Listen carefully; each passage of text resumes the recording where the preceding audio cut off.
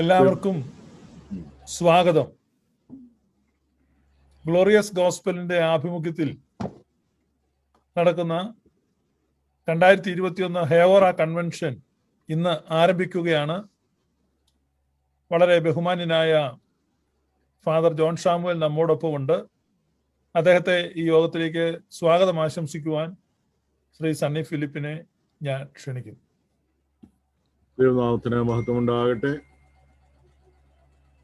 കുഞ്ഞനായ John Samuel അച്ഛൻ, ബഹുമാനപ്പെട്ട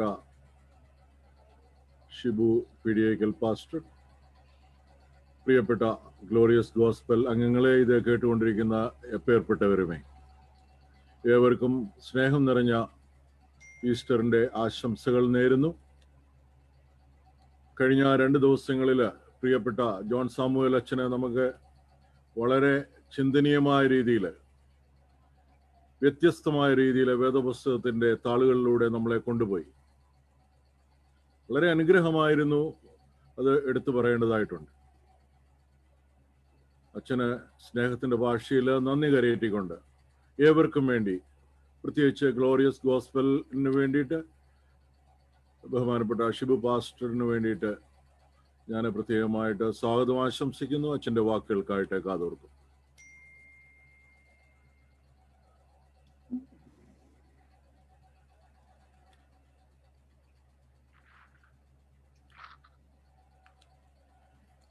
Christ is risen, indeed he is risen. ആദ്യം തന്നെ എല്ലാവർക്കും ഈസ്റ്ററിൻ്റെ എല്ലാ സമാധാനത്തിൻ്റെ ആശംസകളും നേരുകയാണ്. ഇന്നത്തെ ദിവസം സന്തോഷത്തിൻ്റെയും ആനന്ദത്തിൻ്റെയും ദിവസമാണ്. സമാധാനത്തിൻ്റെ നിറവിൻ്റെ ദിവസം, പരിശുദ്ധാത്മാവിൻ്റെ നിറവിൻ്റെ ദിവസം, ആനന്ദത്തിൻ്റെയും സ്വച്ഛതയുടെയും സമാധാനത്തിൻ്റെയും ദിവസം. ഞാനിന്ന് ഈർപ്പിൻ്റെ ശുശ്രൂഷ നടത്തിയപ്പോൾ എനിക്കിന്ന് കിട്ടിയ സന്ദേശം, സമയത്തിൻ്റെ ദൗർബല്യം കൊണ്ട് ആരാധനയെ സംബന്ധിച്ച വിശ്വാസികൾക്ക് വിശദമായിട്ടൊന്ന് പറഞ്ഞു കൊടുക്കാൻ പറ്റിയില്ല. ആരാധന നമ്മൾ നടത്തുമ്പോൾ, ഇത് ആരാധനയായാലും പ്രാർത്ഥനയായാലും അതുപോലെ എന്ത് ശുശ്രൂഷയായാലും നമുക്കുള്ള ഒരു വിഭവം അതിനകത്തുണ്ടാവും. ഇതൊരു സദ്യയാണല്ലോ. ആരാധന എന്ന് പറഞ്ഞാൽ വലിയൊരു സദ്യ, ഒരു വിരുന്നാണ്. അതാണ് സ്വർഗീയ വിരുന്നെന്നൊക്കെ നമ്മൾ പറയും.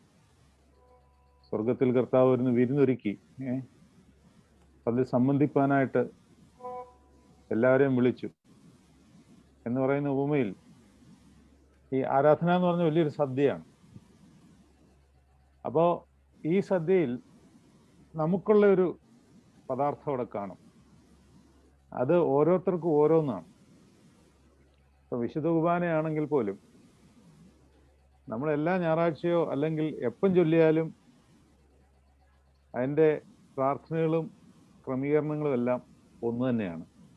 പക്ഷേ കൃപയുടെ ആവാസവും ദൈവത്തിൻ്റെ സന്ദേശം അന്ന് മാത്രം ലഭിക്കുന്നത് കൈക്കൊള്ളുവാനും ഉള്ള നൽവരം ഉണ്ടെങ്കിലേ ആരാധന പുതുതായിട്ട് തോന്നത്തുള്ളൂ. അപ്പം അവനവൻ്റെ സാധനം കിട്ടിക്കഴിഞ്ഞാൽ പിന്നെ അതിലായിരിക്കണം അവൻ്റെ ആരാധന ത്രൂ ഔട്ട്. അതിൽ കേന്ദ്രീകരിച്ചുകൊണ്ടാണ് അവൻ്റെ നിൽപ്പ് മുഴുവനും അങ്ങനെ ആയിരിക്കണം. സ്തോമൻ കാലോസ് എന്ന് പറഞ്ഞാൽ നാം നല്ലവണ്ണം നിൽക്കണമെന്ന് പറഞ്ഞാൽ നിനക്ക് കിട്ടേണ്ടിയ സന്ദേശം വാങ്ങിക്കഴിഞ്ഞ് നിനക്കത് പരിശുദ്ധാത്മാവ് കൊണ്ടുതരും. അത് ആ സമയത്ത് ക്ലിക്ക് ആയിക്കോളും. നമ്മൾ അതിനുവേണ്ടി മെനക്കെടുകയൊന്നും വേണ്ട, ആ സാധനം വണ്ണം കയറിക്കോളും. അപ്പോൾ ഇന്നത്തെ പ്രീമിയം സദറായിൽ, അതായത് ഉയർപ്പിന്റെ ശുശ്രൂഷയിലുള്ള ദീർഘമായ പ്രീമിയം സദറയുണ്ട്. നിന്റെ സമാധാനം, നിന്റെ സമാധാനം, നിന്റെ സമാധാനം എന്ന് പറഞ്ഞുകൊണ്ടിരിക്കുന്ന പ്രീമിയം സദറായിൽ ഒരു വാചകം നമ്മൾ ഇത്രയും നാളും ചിന്തിച്ചുകൊണ്ടിരുന്നതുമായിട്ട് ബന്ധപ്പെടുത്തി ചിന്തിക്കുവാൻ പറ്റിയ ഒരു ചെറിയൊരു വാക്ക് അതിനകത്ത് കിടപ്പുണ്ട്. ഒറ്റ വാക്കേ ഉള്ളൂ, ചെറിയൊരു വാക്കാണ്. സ്ഥായി എന്നാണ് ആ വാക്കിൻ്റെ കിടപ്പ്. ആ വാക്ക് അല്ലെങ്കിൽ ആ വാചകം, പ്രാർത്ഥനാ വാചകം ഇപ്രകാരമാണ്: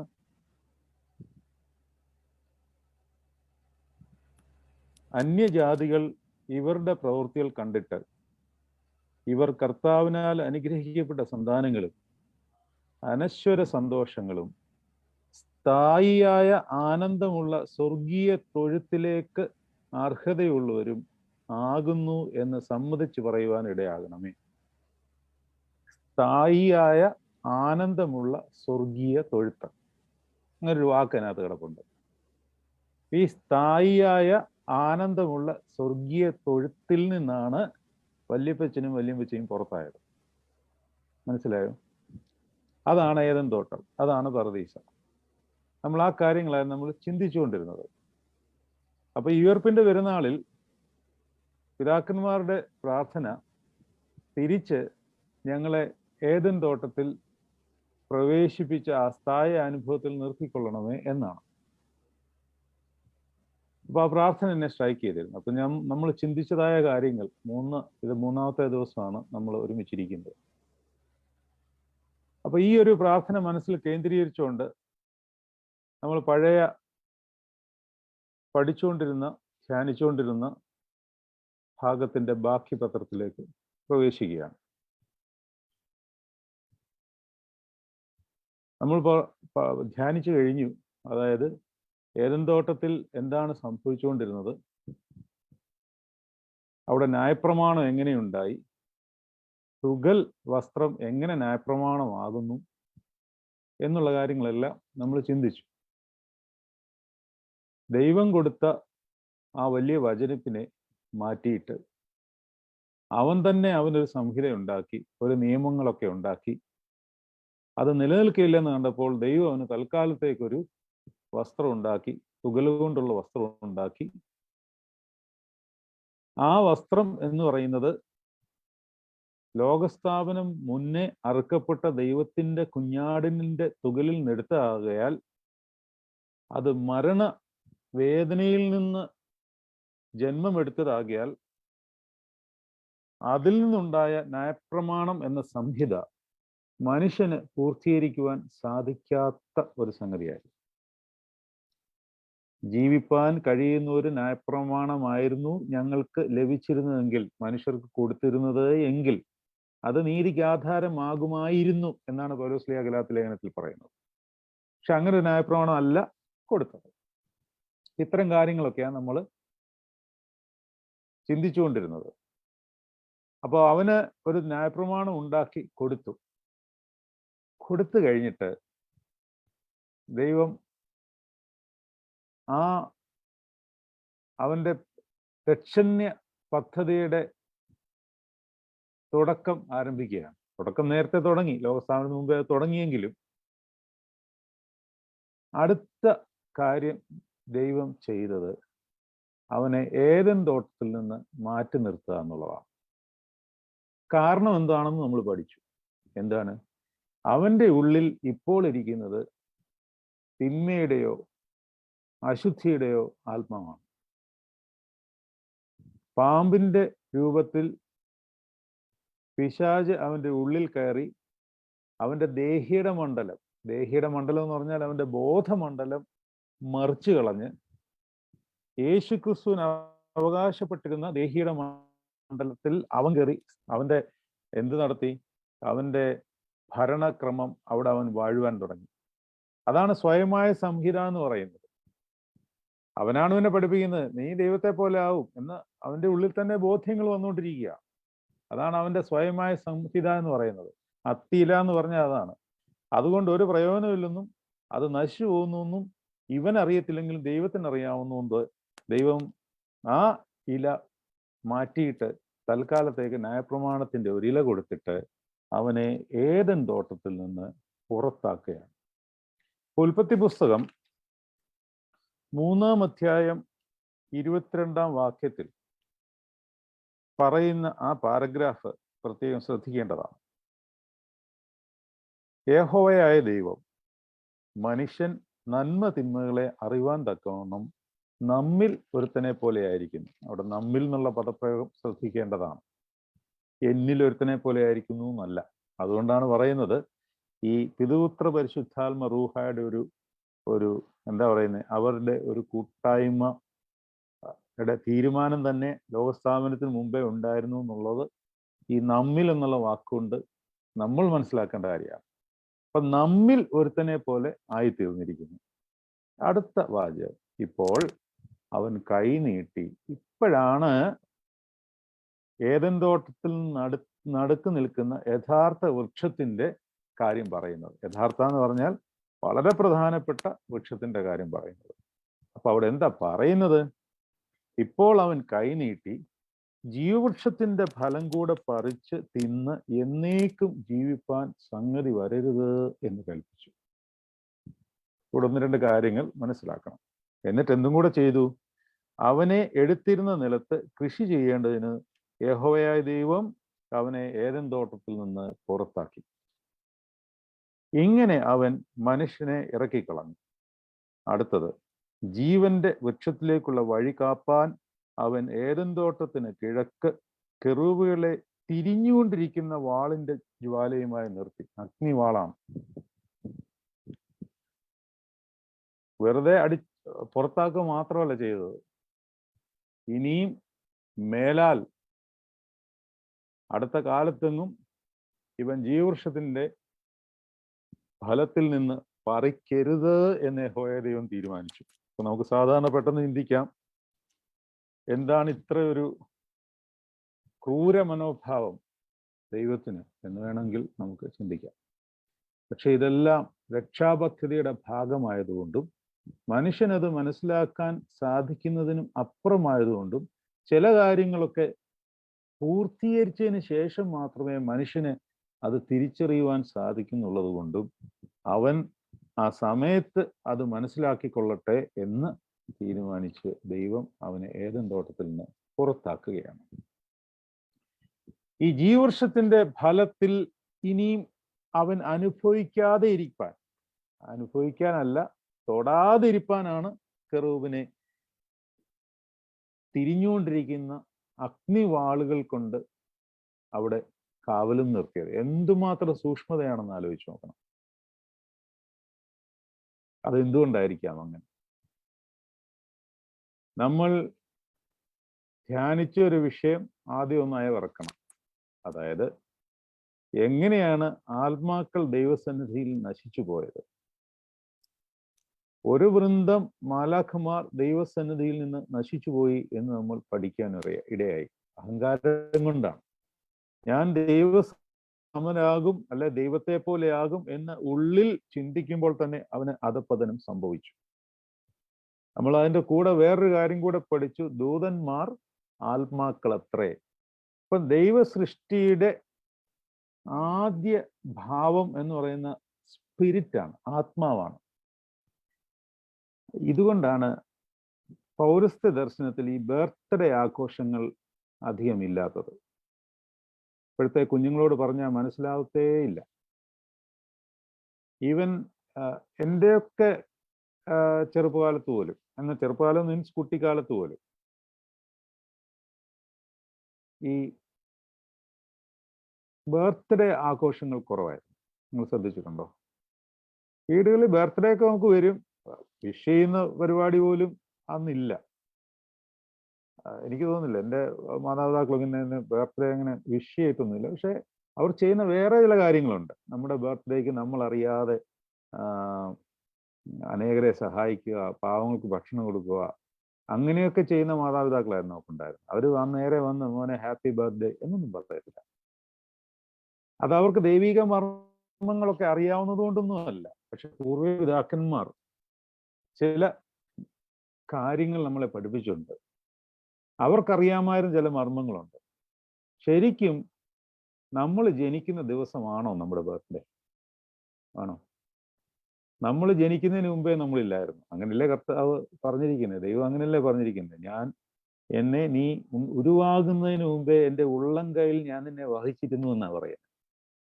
അപ്പൊ നമ്മൾ ഈ പറയുന്ന ബർത്ത്ഡേ എന്ന് പറയുന്നത് ജഡം അതിൻ്റെ കാലക്രമേണയുള്ള ജനറ്റിക് പദ്ധതികളെല്ലാം പൂർത്തീകരിച്ച് അമ്മയുടെ ഉദരത്തിൽ നിന്ന് പുറത്തേക്ക് വരുന്നു എന്ന് മാത്രമേ ഉള്ളൂ. അതിനെ ലോകം ബർത്ത്ഡേ എന്ന് വിളിക്കുന്നു. പക്ഷേ ആധ്യാത്മിക ദർശനമുള്ള പിതാക്കന്മാർ അവർക്ക് ബർത്ത്ഡേ സത്യത്തിൽ എന്താണെന്ന് അറിയത്തില്ല. കാരണം ഈ ജഡം ഉണ്ടാകുന്നതിന് മുമ്പ് നമ്മുടെ ആത്മാവിനെ ദൈവം സൃഷ്ടിച്ച ഒരു ദിവസമുണ്ട്, അല്ലെങ്കിൽ പരിശുദ്ധാത്മാവിന്റെ ഒരു ഭാഗമായി ദൈവാത്മാവിന്റെ രൂപത്തിലും സാദൃശ്യത്തിൽ, in the image and likeness of God എന്ന് പറയും. അങ്ങനെ ദൈവം നമ്മുടെ ആത്മാവിനെ സൃഷ്ടിച്ച ഒരു, അതിന് സമയമൊന്നും പറയാൻ പറ്റില്ല, കാരണം ദൈവത്തിന് സമയമില്ലല്ലോ, ഒരു ഇതുണ്ട്. അങ്ങനെ ബർത്ത്ഡേ എന്നൊന്നും ഉണ്ടെങ്കിൽ അതന്നായിരിക്കും, അതെന്നാണെന്ന് നമുക്കാർക്കും അറിയില്ല. അതുകൊണ്ട് തന്നെ ഈ പിതാക്കന്മാർക്കൊക്കെ അതായത് ആധ്യാത്മിക പിതാക്കന്മാർക്കൊക്കെ ഈ മർമ്മങ്ങൾ അറിയാവുന്നതുകൊണ്ട് ഇവർ ബർത്ത്ഡേക്ക് അധികം പ്രാധാന്യം കൊടുത്തിട്ടില്ല. അതേസമയം ഡെത്ത് ഡേക്ക് പ്രാധാന്യം കൊടുത്തിട്ടുണ്ട്. കാരണം മരണ ദിവസം മറ്റൊരു ട്രാൻസിഷനാണ്. ശരിക്കും അന്നാണ് നമ്മുടെ വേണമെങ്കിൽ ബർത്ത്ഡേ എന്ന് വിളിക്കാൻ എന്തെങ്കിലും സാധിക്കുമെങ്കിൽ അന്നാണ്. അപ്പൊ ഇവരിതിന് അധികം പ്രാധാന്യം കൊടുക്കാഞ്ഞതുകൊണ്ടും അവർക്ക് അവരുടെ ആത്മാവിൻ എന്ന് ദൈവം സൃഷ്ടിച്ചോ അതിനാണ് കൂടുതൽ പ്രാധാന്യം കൊടുക്കുന്നത് എന്നുള്ളത് കൊണ്ടും അവർ ഈ ബർത്ത്ഡേ വിഷസ് ഒന്നും അങ്ങനെ പള്ളികളിലൊന്നും നടത്താറില്ലായിരുന്നു. അതിപ്പോ ഈ പാശ്ചാത്യ സംസ്കാരത്തിൽ നിന്ന് കടന്നുകൂടിയതാണ്. ഇപ്പോഴത്തെ നാട്ടിലെ ആണെങ്കിലും ഇപ്പം ഏറ്റവും കൂടുതൽ പിള്ളേർ പള്ളികളിലും അത് തന്നെ. ഈ അടുത്ത കാലത്തായിട്ട് ഇപ്പം കൽപ്പന ഇറക്കി കുറച്ചിട്ടുണ്ട്. ഇടയ്ക്കൊരു വലിയൊരു കാര്യം തന്നെയായിരുന്നു ഈ വിശുദ്ധ കുർബാന കഴിഞ്ഞ് അന്നത്തെ ദിവസം ബർത്ത്ഡേ കൊണ്ടാടുന്നവരുടെ പേരുകൾ വായിച്ച് സ്പെഷ്യൽ പ്രാർത്ഥന നടത്തുക എന്നുള്ളത് ശുദ്ധ അസംബന്ധമാണത്. ഒന്നാമതെ വിശുദ്ധ കുർബാന കഴിഞ്ഞ് വേറൊരു സ്പെഷ്യൽ പ്രെയർ എന്ന് പറഞ്ഞ പ്രെയർ വെക്കാൻ പാടില്ല. കാരണം എന്താണ്? നമ്മളൊന്ന് ആലോചിച്ച് നോക്കിയോ, നല്ല ഒന്നാം തരം ഒരു സദ്യ ഉണ്ടിട്ട് വയറൊക്കെ നിറഞ്ഞല്ല നല്ല തൃപ്തിയായിട്ടിരിക്കുക. അന്നേരം പിന്നെ സൈഡിൽ കൂടെ എന്നാൽ കുറച്ച് ബാക്കി വന്ന കുറച്ച് പായസം അത് ഇരിപ്പുണ്ട്, അതുകൂടെ കഴിച്ചു എന്ന് പറഞ്ഞാൽ എങ്ങനെ ഇരിക്കും? ഞാൻ ഉണ്ടാക്കിയ വേറെ കുറച്ച് ഐറ്റം കൂടെ ഉണ്ട്, അതുകൂടെ കഴിച്ചാൽ എങ്ങനെ ചെയ്യും? നമുക്ക് വേണ്ട. വിശുദ്ധ കുർബാനയിൽ സർവ്വ പൂർത്തീകരണമുണ്ട്. എല്ലാ പ്രാർത്ഥന ആരാധന എല്ലാം അടങ്ങിയിരിക്കുക. അവിടെ ത്രോണോസിൽ വെച്ച് ഈ പേരുകളെല്ലാം ഓർക്കുകയും പ്രാർത്ഥിക്കുകയും ചെയ്തതിനപ്പുറമായിട്ട് ഇനി സ്പെഷ്യൽ പ്രെയറിന്റെ ഒന്നും ആവശ്യമില്ല. ഇത് ചെയ്തില്ലെങ്കിൽ ഏതാണ്ട് വലിയൊരു കുഴപ്പം സംഭവിച്ച പോലാണ് വിശ്വാസികൾ ഇടപെടാൻ തുടങ്ങിയത്. പിന്നെ ഇപ്പൊ അത് വീണ്ടും കുറഞ്ഞിട്ടുണ്ട്. വീണ്ടും അത് പരിശുദ്ധ സുനദോസ് തീരുമാനിച്ച കൽപ്പന ഇറക്കി അത് ഇച്ചിരി കുറച്ചിട്ടുണ്ട്. എന്നാലും ആൾക്കാർക്ക് ആ പേരുകളൊക്കെ വായിച്ച് സ്പെഷ്യൽ പ്രെയർ നടത്തിയില്ല എന്തോ പോലെയാണ്. വേണമെങ്കിൽ പേരുകൾ വായിച്ചൊരു ആശംസ പറയാം. വിശുദ്ധ കുർബാന കഴിഞ്ഞ് സന്തോഷിച്ച് ആനന്ദിച്ച് സമാധാനത്താലേ പോകുകയെന്ന് പറഞ്ഞാൽ നിറഞ്ഞ മനസ്സോടെ വീട്ടിൽ പോകുന്നുള്ളത്. അതിൻ്റെ കൂടെ ഇനി അഡീഷണൽ ഒരു പ്രെയർ അങ്ങനെയുള്ള പരിപാടികളൊന്നും വേണ്ട. നമ്മൾ സബ്ജക്റ്റ് വിട്ടു വന്നു പോട്ടെ. ഞാൻ പറഞ്ഞത് നമ്മുടെ ആത്മാവിനെ ദൈവം തൻ്റെ സ്വരൂപത്തിലും സാദൃശ്യത്തിലും സൃഷ്ടിച്ച ഒരു സമയമോ കാലമോ കാലത്തിന് അതീതമായ എന്തോ ഒരു സംഗതിയുണ്ട്. അത് that particular period is unknown to everyone. So ഒരു ജനന ദിവസം എന്ന് നമ്മളെ പറ്റി അധികം ബോധ്യങ്ങൾ അല്ലെങ്കിൽ പഠിപ്പീര് പിതാക്കന്മാർ ഇല്ലാതെ പോയത് അതുകൊണ്ടാണ്. അതുകൊണ്ട് ആത്മാവാണ് ദൈവസേനയിൽ ഏറ്റവും കൂടുതൽ പ്രാധാന്യമുള്ളത്. അത് നശിച്ചു പോകുന്നത് ദൈവത്തിന് സഹിക്കാൻ പറ്റാത്ത കാര്യമാണ്. തൻ്റെ ഇമേജ് ആൻഡ് ലൈക്ക്നെസ് ആണത്. പക്ഷേ നശിച്ചു പോയി ദൂതന്മാർ. അതുകൊണ്ട് തന്നെ ഇനിയും ഒരു ആത്മാവ് നശിക്കുവാൻ പാടില്ല. അപ്പോ മനുഷ്യനെ സൃഷ്ടിച്ചപ്പോൾ അവന്റെ ഉള്ളിൽ ജീവനുള്ള ദേഹി അവന് കൊടുത്ത് അവനെ പ്രാണനെ അവന് കൊടുത്തു വെച്ചിരുന്നു. ആത്മാവ് അവന്റെ ഉള്ളിൽ ഉണ്ടെങ്കിലും അതിൻ്റെ ഒരു സമ്പൂർണത എത്തുന്നത് അതിനൊരു കാലം ദൈവം ക്രമീകരിച്ചിട്ടുണ്ടായിരുന്നു. അതായത് ഈ ജീവവൃക്ഷത്തിൽ നിന്നായിരുന്നു ഇവന് ആ ആത്മാവിൻ്റെ പൂർണ്ണത ലഭിക്കേണ്ടിയിരുന്നത്. അപ്പൊ ആദ്യം ഇവൻ കഴിക്കേണ്ടിയിരുന്നത് ജീവവൃക്ഷത്തിന്റെ ഫലം ആയിരുന്നു. പക്ഷെ അതിനു മുമ്പ് ഇവൻ നന്മതിന്മകളെ കുറിച്ചുള്ള അറിവിന്റെ വൃക്ഷത്തിൽ നിന്ന് പറിച്ച് കഴിച്ചതിനാൽ അവന്റെ ദേഹിയുടെ മണ്ഡലം പിശാചിന് അടിമപ്പെട്ടു പോവുകയും തൽഫലമായി അശുദ്ധാത്മാവിന്റെ വ്യാപാരം അവന്റെ ഉള്ളിൽ, അവന്റെ ബോധങ്ങളിൽ വ്യാപരിക്കുകയും ചെയ്തു. അതുകൊണ്ടാണ് ഞാൻ ഇന്നലെ നമ്മൾ ധ്യാനിച്ചപ്പോൾ പറഞ്ഞത്, ആ അശുദ്ധാത്മാവിന്റെ വ്യാപാരത്തിൽ ആദമിനും ഹവ്വായ്ക്കും ഉണ്ടായ പുത്രനാണ് കായീൻ. കായീന്റെ ബലി തിരസ്കരിക്കപ്പെടുന്നത് അതുകൊണ്ടാണ്. കായീൻ വെച്ച യാഗവസ്തുവിന്റെ പരിമിതി കൊണ്ടോ ഒന്നുമല്ല, കായീന്റെ കുഴപ്പം കൊണ്ടോ അല്ല, ഒന്നുമല്ല. ചില കാര്യങ്ങൾ പൂർവ്വപിതാക്കന്മാരിൽ കൈമാറപ്പെടുന്നത് ദൈവസന്നിധി ശ്രദ്ധേയമാണ്. പൂർവ്വപിതാക്കന്മാരുടെ നന്മകൾ നമുക്ക് അനുഗ്രഹങ്ങളായി വരാമെങ്കിൽ അവരുടെ തിന്മകളും ശാപങ്ങളായി വരാൻ സാധ്യതയുണ്ട്. ഇതിനെല്ലാം ആധ്യാത്മികതയിൽ മറുമരുന്നുമുണ്ട്. ഏതായാലും ദൈവം ഈ ജീവവൃക്ഷത്തിന്റെ ഫലം ഇവന് തൊടാതെ ഇരിക്കത്തക്കവണ്ണം കാവൽ നിർത്തുവാൻ കാരണം ഇപ്പോൾ ഇവന്റെ ഉള്ളിൽ ഇരിക്കുന്നത് അശുദ്ധാത്മാവാണ്, അല്ലെങ്കിൽ അശുദ്ധാത്മ വ്യാപാരമാണ്. അവന്റെ ദേഹി ദൈവബോധത്തിൽ നിന്ന് സർപ്പബോധത്തിലേക്ക് മറിഞ്ഞു പോയിരിക്കുകയാണ്. അതുകൊണ്ട് ആ സർപ്പബോധത്തിൽ നിന്ന്, അതായത് തിന്മയുടെ ബോധത്തിൽ നിന്ന് തിന്മയെ തള്ളി നീക്കി ആ ഭാഗം ശുദ്ധീകരിച്ച് എന്നിട്ട് വേണം ജീവവൃക്ഷത്തിന്റെ ഫലം അങ്ങോട്ട് കൊടുക്കുവാൻ.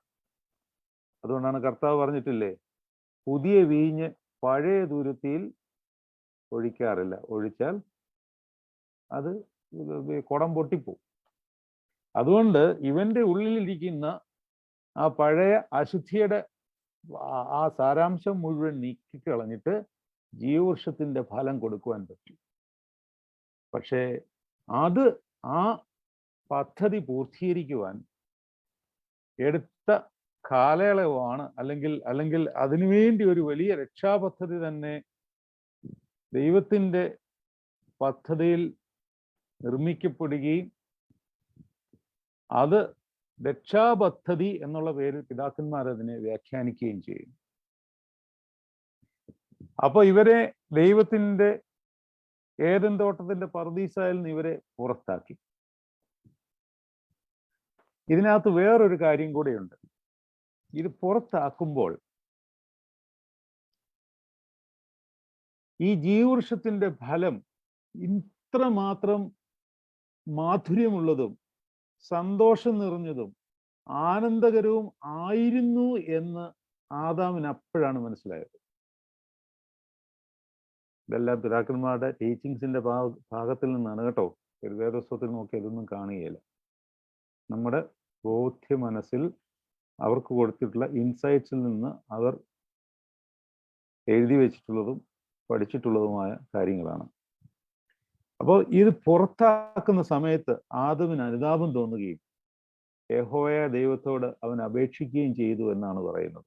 എനിക്ക് ആ ജീവവൃക്ഷത്തിന്റെ ഒരു കൊമ്പ് എങ്കിലും ഞാൻ എടുത്തുകൊള്ളട്ടെ എന്ന് പറഞ്ഞാൽ അതിൻ്റെ അർത്ഥം അവിടെ ഒരു വൃക്ഷം പോലൊരു സംഗതി നിൽപ്പുണ്ടെന്നോ അതേന്നൊരു ശിഖരം ഒടിച്ചു എന്നൊന്നും അല്ല അർത്ഥം. നിങ്ങൾ അങ്ങനെ കരുതരുത്, ആ ലെവലിൽ നിന്ന് മാറി ചിന്തിക്കണം. എന്ന് പറഞ്ഞാൽ ഏദൻ തോട്ടത്തിൽ നിന്ന് പുറത്താക്കപ്പെട്ടപ്പോൾ നമ്മൾ ഇപ്പോൾ വായിച്ച സ്ഥായിയായ ആനന്ദമുള്ള സ്വർഗീയ തൊഴുത്തിന്റെ ആ അവസ്ഥ ഇവന് പൂർണ്ണമായി നഷ്ടപ്പെട്ടു. അവനിപ്പോൾ അസമാധാനത്തിൻ്റെയും നിരാശയുടെയും വിദ്വേഷത്തിൻ്റെയും ഒക്കെ പാതാളത്തിന്റെ അവസ്ഥയാണ്. അപ്പോൾ ഇവിടെ നമ്മൾ മനസ്സിലാക്കേണ്ട ഒരു കാര്യം, എന്താണ് പാതാളം, എന്താണ് പർദീസ? ഇവന്റെ നിന്ന് ഇത് പൂർണ്ണമായി നഷ്ടപ്പെട്ടു കഴിഞ്ഞപ്പോൾ ഇവൻ യഹോവയോട് ചോദിക്കുകയാണ്, എനിക്ക് അല്പം ഞാൻ എന്തുവായാലും ഞാൻ ഇതിൻ്റെ ശിക്ഷ ഏൽക്കണം, എന്നാൽ നിന്റെ സമാധാനത്തിന്റെ ഒരു അംശം ഞാൻ എൻ്റെ ഹൃദയത്തിൽ സൂക്ഷിച്ചു കൊള്ളട്ടെ. അതിന് യഹോവയായ ദൈവം സമ്മതിക്കുകയും ചെയ്തു. അതുകൊണ്ടാണ് ആദാമിന് ശേഷമുള്ള വംശപരമ്പരയിൽ ദൈവം തെരഞ്ഞെടുത്ത ജനത്തിൽ പരിശുദ്ധാത്മാവ് എന്നുള്ളൊരു പ്രയോഗം അവർക്കറിയില്ല. അതേസമയം പഴയ നിയമത്തിലെല്ലാം ഉപയോഗിച്ചിരിക്കുന്ന വാക്ക് അല്ലെ പ്രയോഗം യഹോവയുടെ ആത്മാവെന്നാണ്. ഈ യഹോവയുടെ ആത്മാവെന്ന് പറയുന്ന ഒരു ആ നിത്യ സൗഭാഗ്യമുള്ള സ്ഥായിയായ ആനന്ദമുള്ള ആ അവസ്ഥയുടെ ഒരു ചെറിയ അംശം മോശയ്ക്ക് ദൈവം കാണിച്ചു കൊടുത്തതുപോലെ എന്നെ മുഴുവനായി നിനക്ക് കാണാൻ പറ്റില്ല, ഞാൻ വേണമെങ്കിൽ എൻ്റെ ഒരു അംശം കാണിച്ചു തരാം എന്ന് പറയുന്ന പോലെ ആദമും ഹവ്വായ്ക്കും ഒരു ചെറിയ ഒരു ഇല കൊമ്പ് ഒടിച്ചുകൊണ്ട് പോകാൻ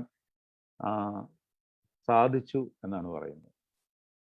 അങ്ങനെ ആദാം പുറത്തുപോയി ശാപഗ്രസ്തമായ ഭൂമിയിൽ മുള്ളും പറക്കാരെയും മുളച്ചു വന്ന ആ ഭൂമിയിൽ, മുള്ളും പറക്കാരെയും ദൈവം സൃഷ്ടിച്ചതല്ല, ശാപത്തിന്റെ ഫലമായി മുളച്ചു വന്നതാണ്.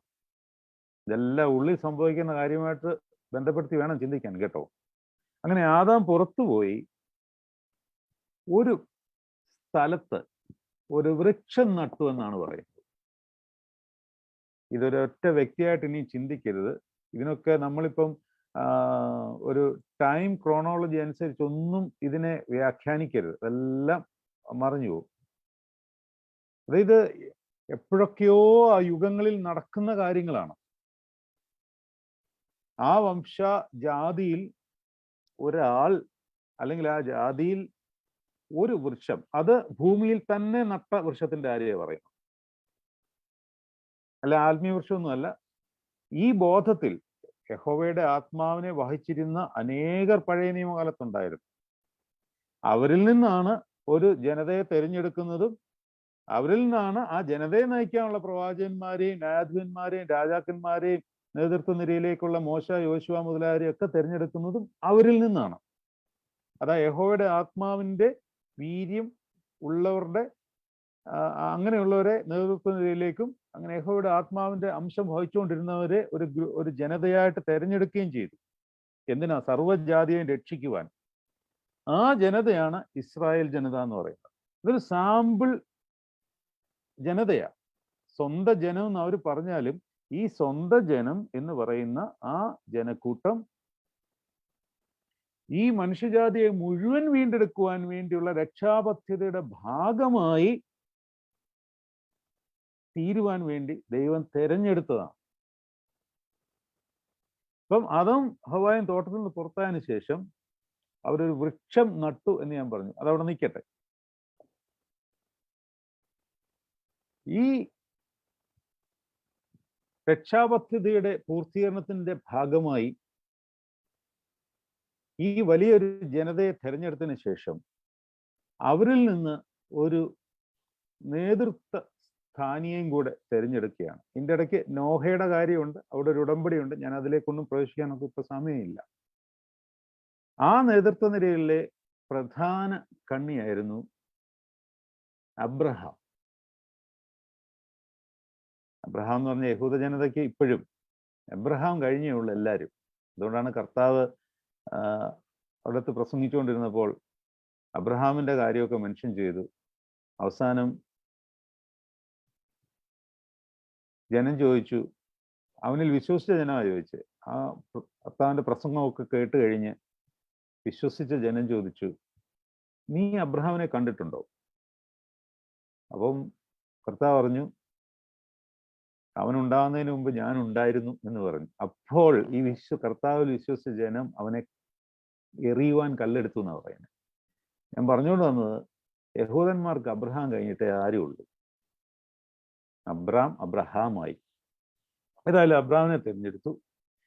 ആ തെരഞ്ഞെടുത്ത ജനതയുടെ ആ അബ്രഹാം പിതാവിന്റെ നേതൃത്വത്തിലുള്ള വലിയൊരു ജാതിയാണ് ഇസ്രായേൽ ജാതി എന്ന് പറയുന്നത്. അന്ന് മുതൽ അബ്രഹാം മുതൽ ഇങ്ങ് യോഹന്നാൻ സ്നാപകൻ വരെയുള്ള കാലഘട്ടം എന്ന് പറയുന്നത് കർത്താവിൻ്റെ രക്ഷാപദ്ധതിയെ സൂചിപ്പിക്കുന്ന കാര്യങ്ങളായിരുന്നു ഇവരുടെ ഓരോ പ്രവർത്തനങ്ങളിലും ഓരോ നടപ്പ് പ്രവൃത്തികളിലും ഉണ്ടായിരുന്നത്. അതിൽ അബ്രഹാമിന് മാത്രം ഒരു സ്പെഷ്യൽ പ്രത്യേകതയും കൂടി ഉണ്ടായിരുന്നു. എല്ലാ പിതാക്കന്മാർക്കും സൂചനയായി ഓരോ കാര്യങ്ങൾ നിവർത്തിച്ചു കൊടുത്തപ്പോൾ അബ്രഹാമിന് സൂചനയല്ലാതെ നിഴലല്ലാതെ പൊരുളായിട്ടൊരു കാര്യം കൂടെ കൊടുത്തിരുന്നു. ഞാൻ പറയുന്നത് നിങ്ങൾക്ക് മനസ്സിലാവുന്നുണ്ടോ? ഇപ്പൊ കാതലായ കാര്യങ്ങളെ പറയുന്നുള്ളൂ, അതുകൊണ്ടാണ് ചോദിക്കുന്നത്. കുറച്ചും കൂടെ സിംപ്ലിഫൈ ചെയ്യണോ? ഒരാളൊന്ന് മറുപടി പറഞ്ഞേ. മനസ്സിലാവുന്നുണ്ടോ?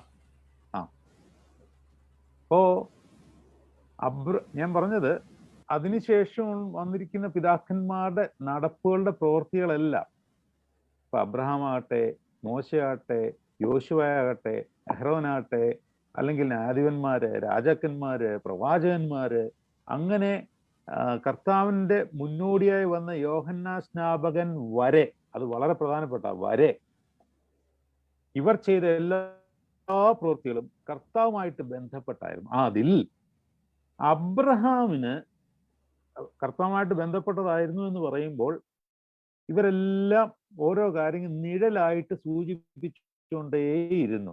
ഇപ്പൊ മോശ ഇസ്രായേൽ ജനത്തെ വിടുവിച്ച്, മിസ്രൈമിൽ നിന്ന് വിടുവിച്ച് കനാൻ ദേശത്തേക്ക് വഴി നടത്തി.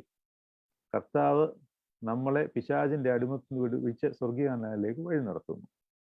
അങ്ങനെ ഓരോരോ കാര്യം. ഇനി അവരുടെ തന്നെ ഓരോ പ്രവൃത്തികളും, പാറയിൽ നിന്ന് വെള്ളമടിച്ച് പാറയിൽ നിന്ന് വെള്ളം പുറപ്പെടുവിക്കുന്നത്, വടികൊണ്ടടിച്ച് പാറയിൽ നിന്ന് വെള്ളം പുറപ്പെടുവിക്കുന്നത്, അങ്ങനെ അവർ ചെയ്ത ഓരോ പ്രവൃത്തികളും അതിൽ അബ്രഹാമിന് മാത്രം നിഴലായിട്ടും അതേസമയം തന്നെ പൊരുളായിട്ടും ഒരു കാര്യം കാണിച്ചിരുന്നു. അത് നമ്മൾ അറിഞ്ഞിരിക്കേണ്ട ഒരു കാര്യമാണ്. അതാണ് അബ്രഹാം പിതാവിന്റെ വലിയൊരു പ്രത്യേകത. അബ്രഹാമിനെ വിശ്വാസമുള്ള പിതാവെന്നൊക്കെ വിളിക്കുമ്പോഴും അബ്രഹാമിനോട് ദൈവം ആവശ്യപ്പെടുന്നത് നിന്റെ ഏകജാതനായ പുത്രനെ എനിക്ക് ബലി കഴിക്കണമെന്നാണ്. അങ്ങനെ അബ്രഹാം ആ കൽപ്പന അനുസരിച്ച് ബലി കഴിക്കുവാനായിട്ട് ഇസ്ഹാക്കിനെയും കൊണ്ട് മോറിയ മലയിലേക്ക് പോവുകയാണ്. തീയും വിറകും ഒക്കെ ഉണ്ട്. ഹോമയാഗത്തിനുള്ള ആട്ടിൻകുട്ടി മാത്രം കൂടെയില്ല. ഇസ്ഹാക്ക് അത് ചോദിക്കുന്നുണ്ട്. അപ്പനറിയാം മോനാണ് ആട്ടിൻകുട്ടി എന്നുള്ളവരും അറിയാം. പക്ഷെ മോനോട് പറയാനും പറ്റുന്നില്ല. ഇത് കർത്താവിൻ്റെ ക്രൂശാരോഹണത്തിന്റെ മുൻകുറിയായിരുന്നു എന്നുള്ളത് നമുക്കറിയാവുന്ന കാര്യമാണ്. അബ്രഹാം ഇസ്ഹാക്കിനെ ബലി കഴിക്കാനായിട്ട് കൊണ്ടുപോയി ബലിപീഠത്തിനുള്ളിൽ കിടത്തി ബലി കഴിക്കാൻ തുടങ്ങുന്ന സമയത്ത് അശരീരി ഉണ്ടാവുകയും അബ്രഹാമേ ബാലന്റെ മേൽ കൈവയ്ക്കരുത് എന്ന് അശരീരി ഉണ്ടായി. എന്നിട്ട് യഹോവ ദൈവം പറയുന്ന ഒരു വാചകമുണ്ട്. നിന്റെ ദൈവമായ യഹോവയെ എല്ലാത്തിനും ഉപരിയായി നീ സ്നേഹിക്കുന്നു എന്ന് ഞാൻ ഇപ്പോൾ അറിയുന്നു. ആ വാക്ക് വളരെ പ്രധാനപ്പെട്ടതാണ്. ചില കാര്യങ്ങൾ, നമ്മുടെ സ്വാതന്ത്ര്യം നമുക്ക് ദൈവസന്നിധിയിൽ ലഭിച്ചിട്ടുള്ളതുകൊണ്ട് അത് വൃത്തിയായിട്ട് പൂർത്തീകരിച്ച് കഴിഞ്ഞെങ്കിൽ മാത്രമേ ദൈവസന്നിധിയിൽ ദൈവം പോലും അതിന് ഇപ്പോൾ അറിയുന്ന പറയുന്നത്. കാരണം നമ്മുടെ സ്വാതന്ത്ര്യം നമുക്ക് എങ്ങനെ വേണേലും ഉപയോഗിക്കാം. അബ്രഹാമിന് ആ കുഞ്ഞിനെ കൊണ്ടുപോകാതിരിക്കാം. അപ്പോൾ അബ്രഹാം എന്ത് ചെയ്തു? ചുറ്റും നോക്കിയപ്പോൾ ഒരു വൃക്ഷം നിൽക്കുന്നത് കണ്ടു. ആ വൃക്ഷത്തിന്റെ ചുവട്ടിൽ ഒരു കുഞ്ഞാടും ഉണ്ടായിരുന്നു. അങ്ങനെ ഒരു വൃക്ഷം നിൽക്കുന്നത് കണ്ടു. ഞാൻ മുമ്പേ ഒരു വൃക്ഷത്തിന്റെ കാര്യം പറഞ്ഞായിരുന്നു, അത് വിട്ടുപോകരുത്. ആദാം ഏദൻ തോട്ടത്തിൽ നിന്ന് പുറത്താക്കപ്പെട്ടപ്പോൾ അവൻ യഹോവയോട് അപേക്ഷിച്ച് ജീവവൃക്ഷത്തിന്റെ ഒരു കൊമ്പ് ഒടിച്ചുകൊണ്ട് ഏദൻ തോട്ടത്തിൽ നിന്ന് പുറത്തു പോയത് എന്ന് പറഞ്ഞാൽ അതിൻ്റെ അർത്ഥം സ്ഥായിയായ ആനന്ദമുള്ള സ്വർഗീയ തൊഴുത്തിന്റെ അവസ്ഥ പൂർണ്ണമായും നഷ്ടപ്പെട്ടപ്പോൾ ദൈവത്തോട് അപ്പോൾ അനുദപിച്ചിട്ട്, നേരത്തെ അനുദപിക്കാനുള്ള അവസരം കൊടുത്തപ്പോൾ അവനത് ചെയ്തില്ല. അനുദപിച്ച് യഹോവയോട് ചോദിച്ച് അല്പ സന്തോഷം സമാധാനവും അവന്റെ ബോധ മനസ്സിൽ ദൈവം കൊടുത്താണ് വിട്ടത്. ആ ബോധ മനസ്സിൽ ജീവിച്ചിരുന്ന ജനതയിൽ ആ ജനത ഒരു വൃക്ഷം നട്ടിരുന്നു, ഭൂമിയിൽ തന്നെ. അതുകൊണ്ടാണ് ഈ വൃക്ഷത്തെ പിതാക്കന്മാർ പ്രാർത്ഥനകളിൽ വിളിക്കുന്നത് അത്ഭുത വൃക്ഷം എന്ന്. ഞായറാഴ്ച പ്രഭാത നമസ്കാരത്തിൽ, ബുധനാഴ്ച നമസ്കാരത്തിലെ പ്രാർത്ഥനയാണ്. നമ്മൾ സ്ലീബ നമസ്കാരത്തിൽ ഞായറാഴ്ചയും ചൊല്ലുന്നുണ്ട് 3-ാം മണിയിൽ. എന്താണ്? അത്ഭുതമാം ഫലമേകും വൃക്ഷം കർക്കശമാം ശിലമീനേവം പാഷാണ്ഡർക്കെതിരെ ദൃഷ്ടാന്തം മൂന്നെണ്ണം സഭ കാട്ടുന്നു. കുഞ്ഞാടിനെ വൃക്ഷം നൽകി. അപ്പൊ അത്ഭുതമാം ഫലമേകുംന്റെ ഡിസ്ക്രിപ്ഷനാ അവിടെ പറയുന്നത്. ആ ഫസ്റ്റ് ലൈൻ ഏത്? മിഡ് ലൈൻ്റെ ഫസ്റ്റ് ലൈൻ അത്ഭുതമാം ഫലമേകും വൃക്ഷത്തിന്റെ ഡിസ്ക്രിപ്ഷനാണ് കൊടുക്കുന്നത്. സെക്കൻഡ് ലൈനിൽ വരും. എന്താണ് അത്ഭുതമാം ഫലമേകും വൃക്ഷം എന്ന് പറയാൻ കാരണം, സാധാരണ വൃക്ഷം കായ്ക്കുന്നത് എന്താണ്? അതിന്റെ ഫലമാണ് വൃക്ഷം കായ്ക്കുന്നത്. അത് മാവിന്റെ അടുത്ത് പോയാൽ മാങ്ങ കായ്ക്കണം, അല്ലെങ്കിൽ തെങ്ങയെ നോക്കിയാൽ തേങ്ങ കിട്ടണം. അങ്ങനെ നോക്കുമ്പോൾ ഈ വൃക്ഷത്തിൽ അങ്ങനെയുള്ള ഫലങ്ങളൊന്നുമല്ല കണ്ടത്. ഈ വൃക്ഷത്തിൽ കണ്ട ഫലം കുഞ്ഞാടാണ്. അതുകൊണ്ടാണ് പിതാക്കന്മാർ അങ്ങനെ പാടുന്നത്. അപ്പോൾ അത് യാദൃശ്യമായി സംഭവിച്ചൊന്നല്ല എന്നാണ് ഞാൻ പറയാൻ വന്നതിന്റെ സാരം. ഇത് അത്ഭുത വൃക്ഷമാകുവാനുള്ള കാര്യം ഇത് ഏദൻ തോട്ടത്തിലെ ജീവവൃക്ഷത്തിന്റെ ഭാഗത്തിന്റെ പ്രതിഫലനമാണ്.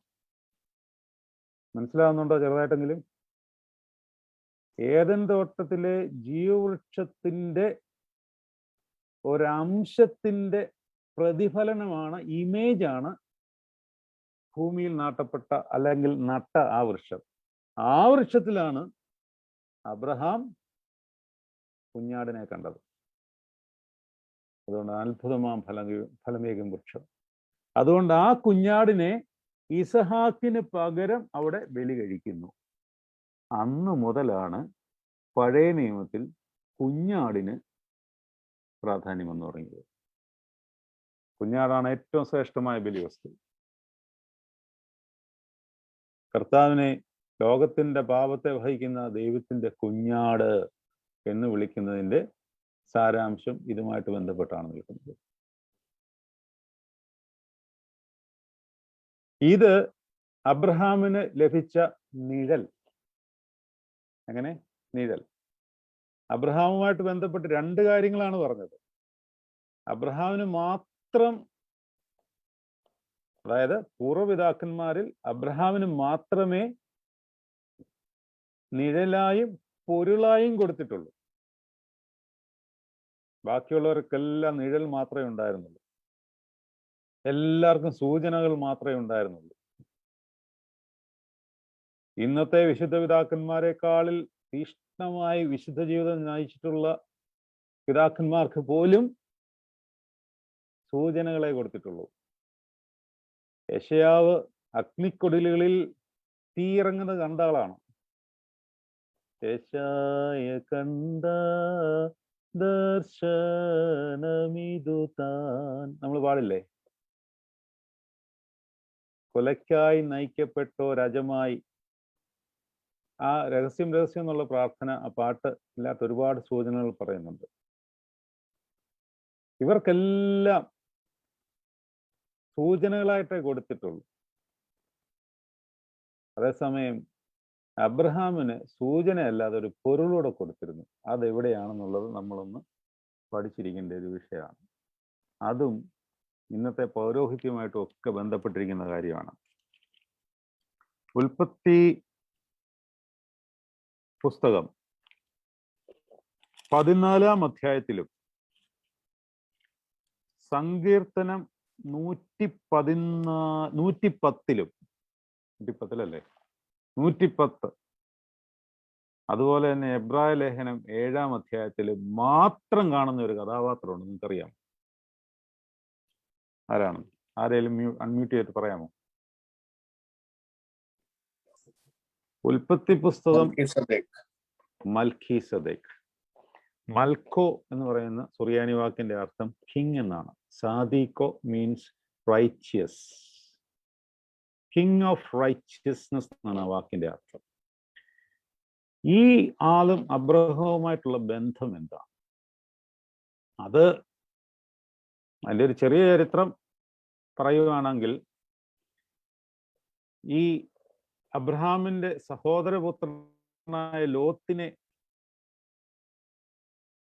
അവൻ താമസിക്കുന്ന സ്ഥലം സോദോം ഗൊമോറയാണ്. അന്ന് അബ്രഹാമിന്റെ അടുത്ത് നിന്ന് മാറിപ്പോകുമ്പോൾ ലോത്ത് അബ്രഹാമിനോട് ചോദിച്ച് നല്ല സ്ഥലം തിരഞ്ഞെടുത്തു. അബ്രഹാം പറഞ്ഞു, നീ ഇടത്തോട്ടെങ്കിൽ ഞാൻ വലത്തോട്ട്, അങ്ങനെ പറഞ്ഞു. ഇനി നീ വലത്തോട്ടെങ്കിൽ ഞാൻ ഇടത്തോട്ട്. അങ്ങനെ വിനയാന്യതനായി അബ്രഹാം ലോത്ത് ഫലഭൂഷ്ടമായുള്ള ഭൂമി തിരഞ്ഞെടുത്തപ്പോൾ താൻ മരുപ്രദേശത്തേക്ക് വീണ്ടും വരേണ്ടി വന്നു. പക്ഷെ അവിടെ പാപം വർദ്ധിച്ച് നല്ല ഭൂമിയായിരുന്നു. അതായത് ഇപ്പം നമ്മളൊന്ന് ആലോചിച്ച് നോക്കിയേ, മരുഭൂമി എന്ന ഫലഭൂഷ്ടമായ പച്ചപ്പുള്ള ഒരു സ്ഥലവും കൂടെ പെട്ടെന്നൊന്ന് കമ്പയർ ചെയ്ത് മനസ്സിലൊന്ന് കമ്പയർ ചെയ്ത് നോക്കി. ഉദാഹരണം യൂറോപ്പിൽ പോയിട്ടുള്ളവർക്കറിയാം. അതേസമയം ഗൾഫിലേലും ഉള്ളിലെ മരുഭൂമി എന്ന് ആലോചിച്ച് നോക്കി. ഇപ്പൊ ലോത്ത് നോക്കിയപ്പോ യൂറോപ്പ് നല്ല രസമുണ്ട്, നല്ല പച്ചപ്പ്, നല്ല ക്ലൈമറ്റ്. അവനത് തിരഞ്ഞെടുത്തു. പക്ഷേ അവിടുത്തെ ആൾക്കാർ പാപത്തിൽ മുങ്ങിപ്പോയിട്ട്, എന്ന് പറഞ്ഞാൽ ഒരു രീതിയിലും കോംപ്രമൈസ് ചെയ്യാൻ പറ്റാത്ത പ്രകൃതി വിരുദ്ധമായ പാപങ്ങളിൽ അമിതമായി ആനന്ദിച്ചിട്ട് ദൈവകോപം അവരുടെ മേൽ വരത്തക്കവണ്ണമായി തീർന്നു. ദൈവദൂതന്മാരെ ഭോഗിക്കുവാൻ തക്കവണ്ണം ആ ലെവൽ വരെ ഹോമോസെക്ഷുവാലിറ്റി എത്തി. ലോത്ത് പറയുന്നുണ്ട്, ഒന്ന് ആലോചിച്ച് നോക്കണം. ഒരു അപ്പൻ പറയുന്നത് ആ ഒരു അവസ്ഥ ഒന്ന് ആലോചിച്ച് നോക്കിയേ. അത്രയ്ക്ക് ശ്രേഷ്ഠമായിരുന്നു അന്നത്തെ ആതിഥ്യ സൽക്കാരം എന്ന് പറയുന്നത്. 3 പേർ തൻ്റെ വീട്ടിൽ വന്നപ്പോൾ ആണുങ്ങളാ. അപ്പൊ ഈ അവിടെയുള്ള ദേശത്തുള്ളവർക്ക് ആണുങ്ങളെ മതി ഭോഗിക്കാൻ. ലോത്ത് പറയുന്നുണ്ട്, എൻ്റെ പെൺമക്കളെ ഞാൻ വേണേ വിട്ടുതരാം, പക്ഷെ ഇവരെ ഒന്നും ചെയ്യരുത്. ആൾക്കാരെന്നാ പറഞ്ഞു, അതൊന്നും വേണ്ട, ഞങ്ങൾക്ക് പെൺമക്കൾ വേണ്ട, ഇവര് മതി, ഇവരെ വിട്ടുതരാൻ പറഞ്ഞു. അപ്പം ദൈവദൂതന്മാരെ വരെ വെറുതെ വിടാത്ത ആൾക്കാരായിരുന്നു. അപ്പം ദൈവം ആ പട്ടണം നശിപ്പിക്കാൻ തീരുമാനിക്കുകയും അങ്ങനെ ആ പട്ടണം നശിക്കുകയും ചെയ്തു. എന്നാൽ ലോത്തിനെ സോദോം രാജാവ് പിടിച്ചുകൊണ്ട് പോവുകയും അവിടെ ആകുകയും, സോദോം, ഇത് ശ്രദ്ധിച്ച് കേൾക്കണം, ഇച്ചിരി പേരുകളെല്ലാം ഇച്ചിരി കൺഫ്യൂഷൻ ആയുണ്ട്. അവിടെ മറ്റൊരു യുദ്ധം നടക്കുന്നു. കെദാർ ലമയോർ എന്ന് പറയുന്ന ഒരു രാജാവും അല്ലെങ്കിൽ ആ പടയാളികളെല്ലാം കൂടെ വന്ന് ഈ സോദോം രാജാവിനെയും കൂട്ടരെയും ആക്രമിച്ച് കീഴ്പ്പെടുത്തി പിടിച്ചുകൊണ്ട് പോകാൻ തുടങ്ങുമ്പോൾ, ഇങ്ങനെയാണ് സോദോം രാജാവിൻ്റെ കയ്യിലാണ് ഇപ്പോൾ ലോത്ത്, അല്ലെങ്കിൽ ആ ജൂറിസ്ഡിക്ഷനിലാണ് ഇപ്പം ലോകത്തുള്ളത്. പക്ഷെ സോദോം രാജാവിനെ കെദോർ ലേമയാർ എന്ന് പറയുന്ന ഒരു രാജാവ് വന്ന്, അല്ലെങ്കിൽ ആ ഒരു നേതൃത്വത്തിലുള്ള ആള് വന്ന് തോൽപ്പിച്ചുകൊണ്ട് ലോത്തിനെയും കൂട്ടരെയും പിടിച്ചുകൊണ്ട് പോകുവാൻ തുടങ്ങുന്ന സമയത്ത് അബ്രഹാം 318 ആൾക്കാരുമായി ഈ കെദോർ ലയോരാമിനെ തോപ്പിച്ച് ലോത്തിനെ വിടുവിച്ചുകൊണ്ട് വരുന്നുണ്ട്. സഹോദരന്റെ പുത്രനല്ലേ. അപ്പൊ വിടുവിച്ചുകൊണ്ട് വരുന്ന വഴിക്ക് സോദോം രാജാവും അബ്രഹാവുമായിട്ട് കൂടി കാണുന്നുണ്ട്. ഇപ്പൊ ലോത്തിനെ രക്ഷിച്ചുകൊണ്ട് വരികയാണ്. ഇപ്പൊ സോദോം രാജാവിനെയും കൂടെയാണ് രക്ഷിക്കുന്നതെന്ന് വിചാരിച്ചോ. പക്ഷെ രക്ഷിച്ചുകൊണ്ട് വരുന്ന വഴിക്ക് സോദോം രാജാവും അബ്രഹാവും തമ്മിൽ കൂടി കാണുന്ന രംഗമാണ് ഉൽപ്പത്തി പുസ്തകം 14-ാം അധ്യായം. എത്രാം വാക്യമാണ്? 17-ാം വാക്യത്തിൽ പറയുന്നത്. ഞാൻ ആ വാക്യം ഒന്ന് വായിക്കാം. 16-ഉം 17-ഉം വായിക്കാം. തൻ്റെ സഹോദരനായ ലോത്തിനെയും അവന്റെ സമ്പത്തിനെയും സ്ത്രീകളെയും ജനത്തെയും കൂടെ മടക്കിക്കൊണ്ടുവന്നു. അവൻ കെദാർ ലായോമേരിനെയും കൂടെയുള്ള രാജാക്കന്മാരെയും തോൽപ്പിച്ചിട്ട് മടങ്ങി വന്നപ്പോൾ, അവൻ എന്ന് പറഞ്ഞ അബ്രഹാം, തോൽപ്പിച്ചിട്ട് മടങ്ങി വന്നപ്പോൾ സോദോം രാജാവ് രാജതാഴ്വരയിൽ ശാവേ താഴ്വര വരെ അവനെ എതിരേറ്റു ചെന്നു. 18-ാമത്തെ വാക്യം അല്ലെങ്കിൽ 17-ാമത്തെ വാക്യം എൻഡ് ചെയ്യുന്നത് അവിടെയാണ്. എന്നിട്ട് അടുത്ത സെന്റൻസ് പറയുന്ന ശാലേം രാജാവായ മൽക്കിസദേക്ക് അപ്പവും വീഞ്ഞും കൊണ്ടുവന്നു എന്നാണ്. എന്ന് പറഞ്ഞാൽ മുമ്പിലത്തെ സെന്റൻസുമായിട്ട് യാതൊരു ബന്ധവുമില്ലാത്തൊരു സെന്റൻസ് അവിടെ പറയും. അത് ഇടയ്ക്ക് വന്ന് കയറിക്കിടക്കുകയാണ്. സത്യത്തിൽ ഈ 17-ാമത്തെ വാക്യത്തിന്റെ ബാക്കി അവിടെയല്ല. സോദോം രാജാവ് രാജതാഴ്വര എന്ന ശാവേ താഴ്വര അവനെ എതിരേറ്റു ചെന്നു എന്ന് കഴിഞ്ഞിട്ട് അടുത്ത അതിന്റെ കണ്ടിന്യൂവേഷൻ വരുന്ന 21-ാമത്തെ വാക്യത്തിലാണ്. സോദോം രാജാവ് അബ്രഹാമിനോട് ആളുകളെ എനിക്ക് തരിക. ഇതിനിടയ്ക്ക് ഒരു സംഭവം നടക്കുന്നുണ്ട്. ഈ സംഭവം വളരെ പ്രധാനപ്പെട്ട ചെറിയൊരു സംഭവം, ആരും ശ്രദ്ധിക്കത്തില്ല. ആ സംഭവം അവിടെ എങ്ങനെയാണ് അത് ഇടയ്ക്ക് കയറി വന്നതെന്ന് അറിയേല. പക്ഷേ അവിടെ അത് ക്രമീകരിച്ചിട്ടുണ്ട്. അവിടെ എന്താണ്? ശാലേം രാജാവായ മൽക്കീസദേക്ക് അപ്പവും വീഞ്ഞും കൊണ്ടുവന്നു. അവൻ അത്യുന്നതനായ ദൈവത്തിന്റെ പുരോഹിതനായിരുന്നു. അവൻ അവനെ അനുഗ്രഹിച്ചു. ആരാരെ അനുഗ്രഹിച്ചു? ഈ മൽക്കീസദേക്ക് അബ്രഹാമിനെ അനുഗ്രഹിച്ചു. എന്നിട്ട് സ്വർഗത്തിനും ഭൂമിക്കും നാഥനായ അത്യുന്നതനായ ദൈവത്താൽ അബ്രഹാം അനുഗ്രഹിക്കപ്പെടുമാറാകട്ടെ. നിന്റെ ശത്രുക്കളെ നിന്റെ കയ്യിൽ ഏൽപ്പിച്ച അത്യുന്നതനായ ദൈവം സ്തുതിക്കപ്പെടുമാറാകട്ടെ എന്ന് പറഞ്ഞു. അവൻ അബ്രഹാം സകലത്തിലും ദശാംശം കൊടുത്തു. അബ്രഹാം അങ്ങോട്ട് ദശാംശം കൊടുത്തു. ഇത് നിങ്ങൾക്ക് ഇച്ചിരി ഗ്രാസ്പ് ചെയ്യാനോ അല്ലെങ്കിൽ ഗ്രഹിക്കാനോ അല്ലെ കേട്ടിരിക്കാനോ ഇച്ചിരി പ്രയാസമാകാൻ സാധ്യതയുണ്ട്. പക്ഷെ ഇത് അറിഞ്ഞിരിക്കേണ്ട കാര്യമാണ്, പറയാതിരിക്കാൻ നിവൃത്തിയില്ല. അബ്രഹാം മൽക്കീസദേക്കിന് ദശാംശം കൊടുത്തു എന്നാണ് പറയുന്നത്. ഇവിടെ നമുക്കൊന്നും പിടികിട്ടിയിട്ടില്ല. പെട്ടെന്നൊരു കഥാപാത്രം കയറി വന്നു മൽക്കീസദേക്ക്. പക്ഷെ ഇത് ശരിക്കും ആരാണെന്ന് പഠിപ്പിച്ചു തരുന്ന ആരാന്നറിയാമോ? പൗലോസ്ലീഹ. പൗലോസ്ലീഹ എബ്രായ ലേഖനത്തിൽ 7-ാം അധ്യായത്തിൽ അതിന്റെ 2-ാമത്തെ പാരഗ്രാഫിൽ ഇതാരാണ് ഈ മൽക്കീസദേക്ക് എന്ന് പഠിപ്പിക്കുന്നുണ്ട്. 7-ാം അധ്യായം തുടക്കം മുതൽ അങ്ങനെയാണ്. അതൊന്ന് ശ്രദ്ധിച്ചോണം. ശാലേം രാജാവും അത്യുന്നതനായ ദൈവത്തിന്റെ പുരോഹിതനുമായ ഈ മൽക്കീസദേക്ക് രാജാക്കന്മാരെ ജയിച്ച് മടങ്ങി വരുന്ന അബ്രഹാമിനെ അനുഗ്രഹിച്ചു. അബ്രഹാമിനെ അനുഗ്രഹിച്ചു എന്ന് പറയുന്നത് വെറുതെ ഞാൻ കേൾക്കരുത് നിങ്ങൾ. കാര്യം എന്താണെന്നറിയാം? അബ്രഹാമിനെ അങ്ങോട്ട് അനുഗ്രഹിക്കുക എന്ന് പറഞ്ഞാൽ അതിന്റെ അർത്ഥം അബ്രഹാമിനേക്കാളിൽ വലിയ ആളാണ് മൽക്കീസദേക്ക് എന്നല്ലേ. യഹൂദന്മാരെ സംബന്ധിച്ചിടത്തോളം ഞാൻ ആദ്യം ഒന്ന് സൂചിപ്പിച്ചിരുന്നു, അബ്രഹാമിനേക്കാളി വലിയവൻ ആരുമില്ല. അവരുടെ ചിന്ത അങ്ങനെ. അബ്രഹാമാണ് ഏറ്റവും വലിയവൻ.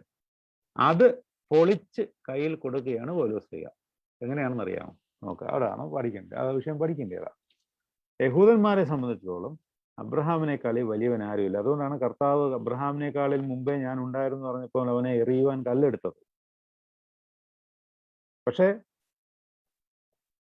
അബ്രഹാം വലിയവനാണ്. പക്ഷെ അതിനേക്കാൾ വലിയവനാണ് മൽക്കീസദേക്ക് എന്ന് പൗലോസ്ലീഹ യഹൂദന്മാരുടെ ഈ ഒരു വിശ്വാസത്തെ പൊളിച്ച് എഴുതുകയാണ്. എങ്ങനെയാണെന്ന് നോക്കിയോ? അബ്രഹാമിനെ എതിരേറ്റ് അനുഗ്രഹിക്കുകയും അബ്രഹാം സകലത്തിലും 10-1 കൊടുക്കുകയും ചെയ്തു. സാധാരണ ദശാംശത്തിന്റെ കാര്യം താഴോട്ട് പറയുന്നത് അന്നേരം പഠിക്കാം. ഇനി ശാലേം രാജാവ് ആരായിരുന്നു എന്ന് പൗലോസ്ലീഹ ഒരു ചെറിയ കാര്യം പറയുന്നു, ഒരു ചെറിയ അഡ്രസ്സ് പറയുന്നുണ്ട്. ആ അഡ്രസ്സ് ബഹുരസമാണ്. അവന്റെ പേരിന് നീതിയുടെ രാജാവെന്ന് പേര് പറഞ്ഞിട്ടുണ്ട്.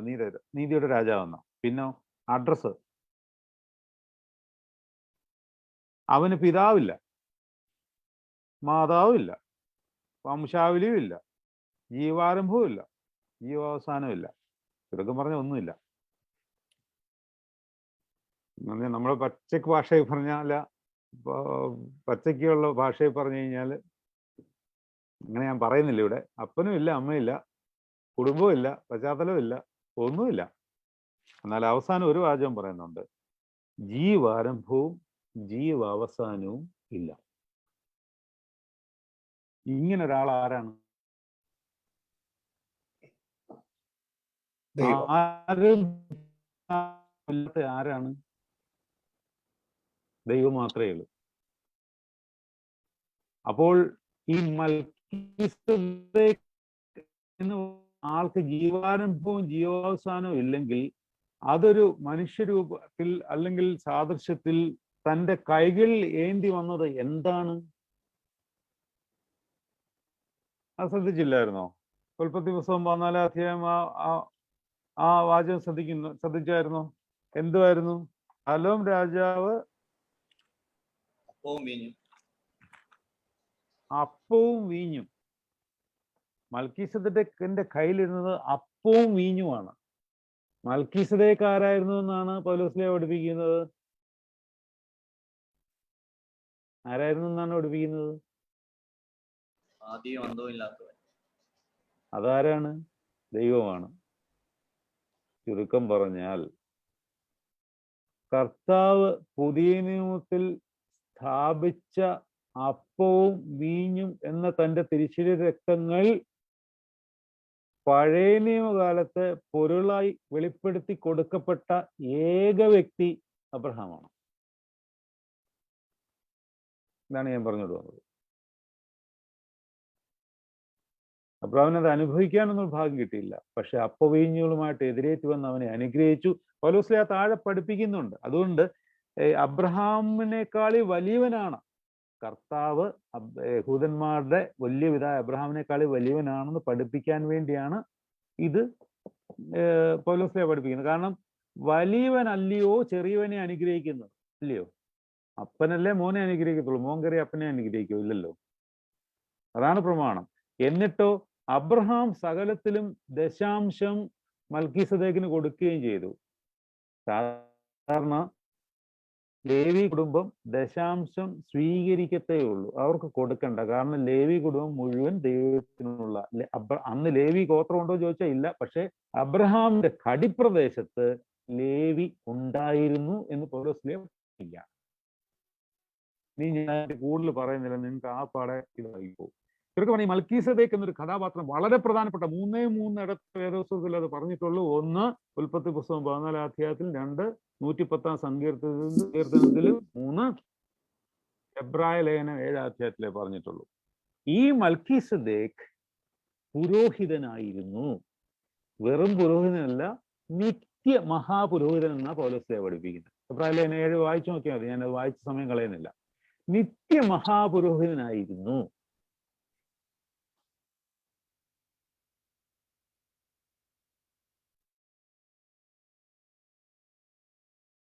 നിങ്ങൾ കൃത്യമായിട്ട് ഉത്തരം പറയണം.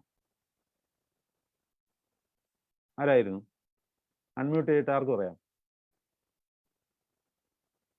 അപ്പോൾ യേശു ക്രിസ്തു തന്നെ ആയിരുന്നു. അവൻ നിത്യ മഹാപുരോഹിതനായിരുന്നു. ഈ പൗരോഹിത്യമാണ് നിത്യ പൗരോഹിത്യം. ഇതാണ് കർത്താവ് ശിഷ്യന്മാരിലേക്കും ശിഷ്യന്മാർ നാനാ വിഭാഗത്തിനും കൈമാറിയത്.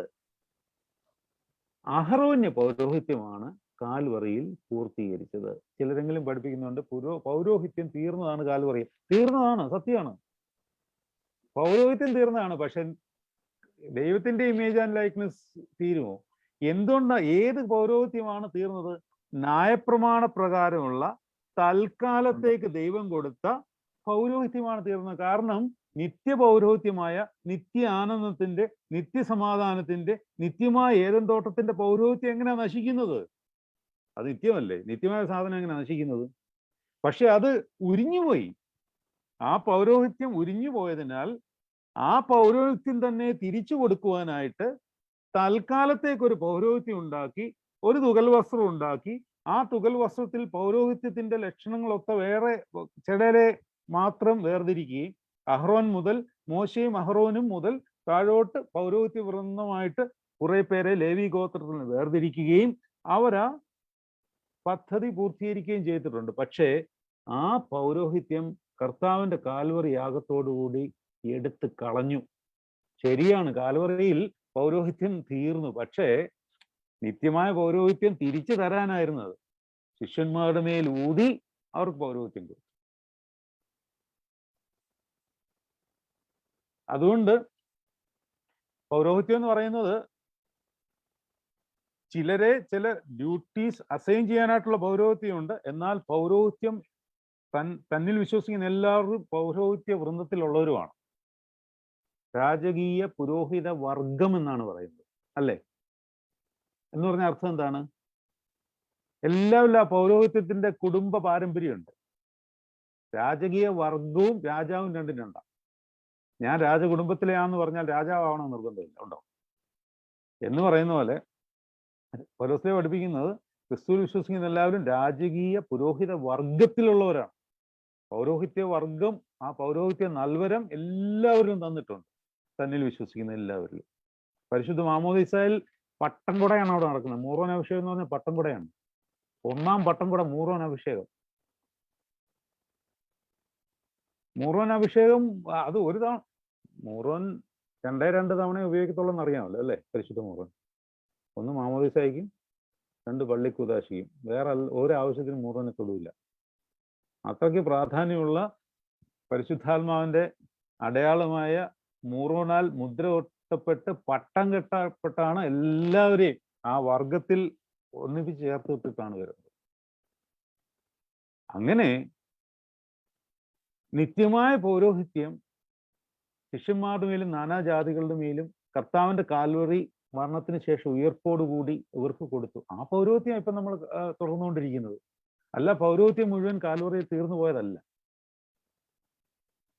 അങ്ങനെ ഈ ജനത, അങ്ങനെ അബ്രഹാമിന് അങ്ങനെ ഈ അപ്പവീഞ്ഞുകളുടെ ആ കർത്താവിന്റെ സാന്നിധ്യം അപ്പവീഞ്ഞുകളോടുകൂടി തന്നെ അബ്രഹാമിന്റെ മുമ്പിൽ വെളിപ്പെട്ടിരുന്നു. അബ്രഹാമിന് മാത്രം കിട്ടിയ സൗഭാഗ്യം. പിന്നീട് വന്ന പിതാക്കന്മാരെല്ലാം ഈ സൂചനകൾ നിറവേറ്റി യോഹന്നാൻ വരെ. പക്ഷെ യോഹന്നാൻ വരെ എന്ന് പറയുമ്പോൾ യോഹന്നാനെ സംബന്ധിച്ചിട്ട് ഒരു കാര്യം നമ്മൾ അറിഞ്ഞിരിക്കണം. യോഹന്നാൻ സ്ത്രീകളിൽ ജനിച്ചവരിൽ യോഹന്നാനേക്കാൾ വലിയവൻ ആരും ഉണ്ടായിട്ടില്ല എന്ന് കർത്താവിന്റെ സാക്ഷിയാണ്. എന്നാൽ സ്വർഗരാജ്യത്തിൽ ഏറ്റവും ചെറിയവനോ അവനിലും വലിയവൻ എന്ന് പറഞ്ഞ അർത്ഥം എന്തുവാ? സാധാരണ ഒരു രീതി ചിന്തിക്കുമ്പോൾ സ്വർഗരാജ്യത്ത് ഈ വലിപ്പച്ചെറുപ്പം ഒക്കെ ഉണ്ടോ, അങ്ങനെയല്ല നമ്മൾ ചിന്തിക്കത്തുള്ളൂ. അങ്ങനെയൊന്നുമല്ല അതിന്റെ അർത്ഥം. സ്വർഗരാജ്യത്തിൽ ഏറ്റവും ചെറിയവനോ അവനിലും വലിയവൻ എന്ന് പറഞ്ഞ അർത്ഥം എന്താ?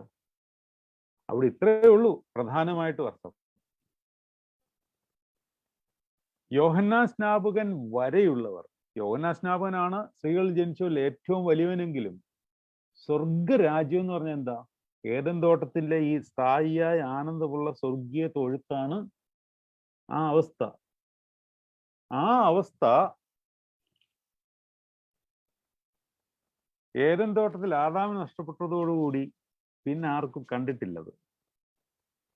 പിന്നെ ആർക്കാ അനുഭവിക്കാൻ പറ്റിയത്? നമുക്കാ. ഇവരെല്ലാം ഇത് ആഗ്രഹിച്ചു കൊതിച്ചതേ ഉള്ളൂ, ഇവർക്ക് തൊടാൻ പറ്റിയിട്ടില്ല. അതുകൊണ്ടാണ് പാടുന്നത്, വാനവരിടയിൽ അസൂയാദോഷം പാടുണ്ടെങ്കിൽ മാനുഷ്യസുതരോട് ആ ക്രോബേന്മാർക്കുണ്ടത് ന്യൂനം എന്ന് പറഞ്ഞ അർത്ഥം എന്താണ്? വാനവരിടയിൽ അസൂയ. ആരാണ് വാനവർ? മാലാഖമാർ.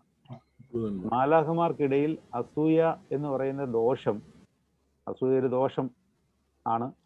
അത് പാടുണ്ടെങ്കിൽ എന്ന് പറഞ്ഞ ഒരു കണ്ടീഷണൽ ക്ലോസാണ്. ഇംഗ്ലീഷ് ഗ്രാമർ അറിയാവുന്നവർക്കറിയാം. ഇഫ്, അൺലെസ് ഒക്കെ ഉപയോഗിച്ച് കണ്ടീഷണൽ ക്ലോസ് ഇടുമ്പോൾ അതിന്റെ അർത്ഥം എന്താണ്?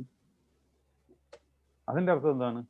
ഇപ്പൊ ഇവിടെ ഒരു റോസാ പുഷ്പം ഉണ്ടായിരുന്നെങ്കിൽ എന്ന് പറഞ്ഞ അതിന്റെ അർത്ഥം എന്താണ്?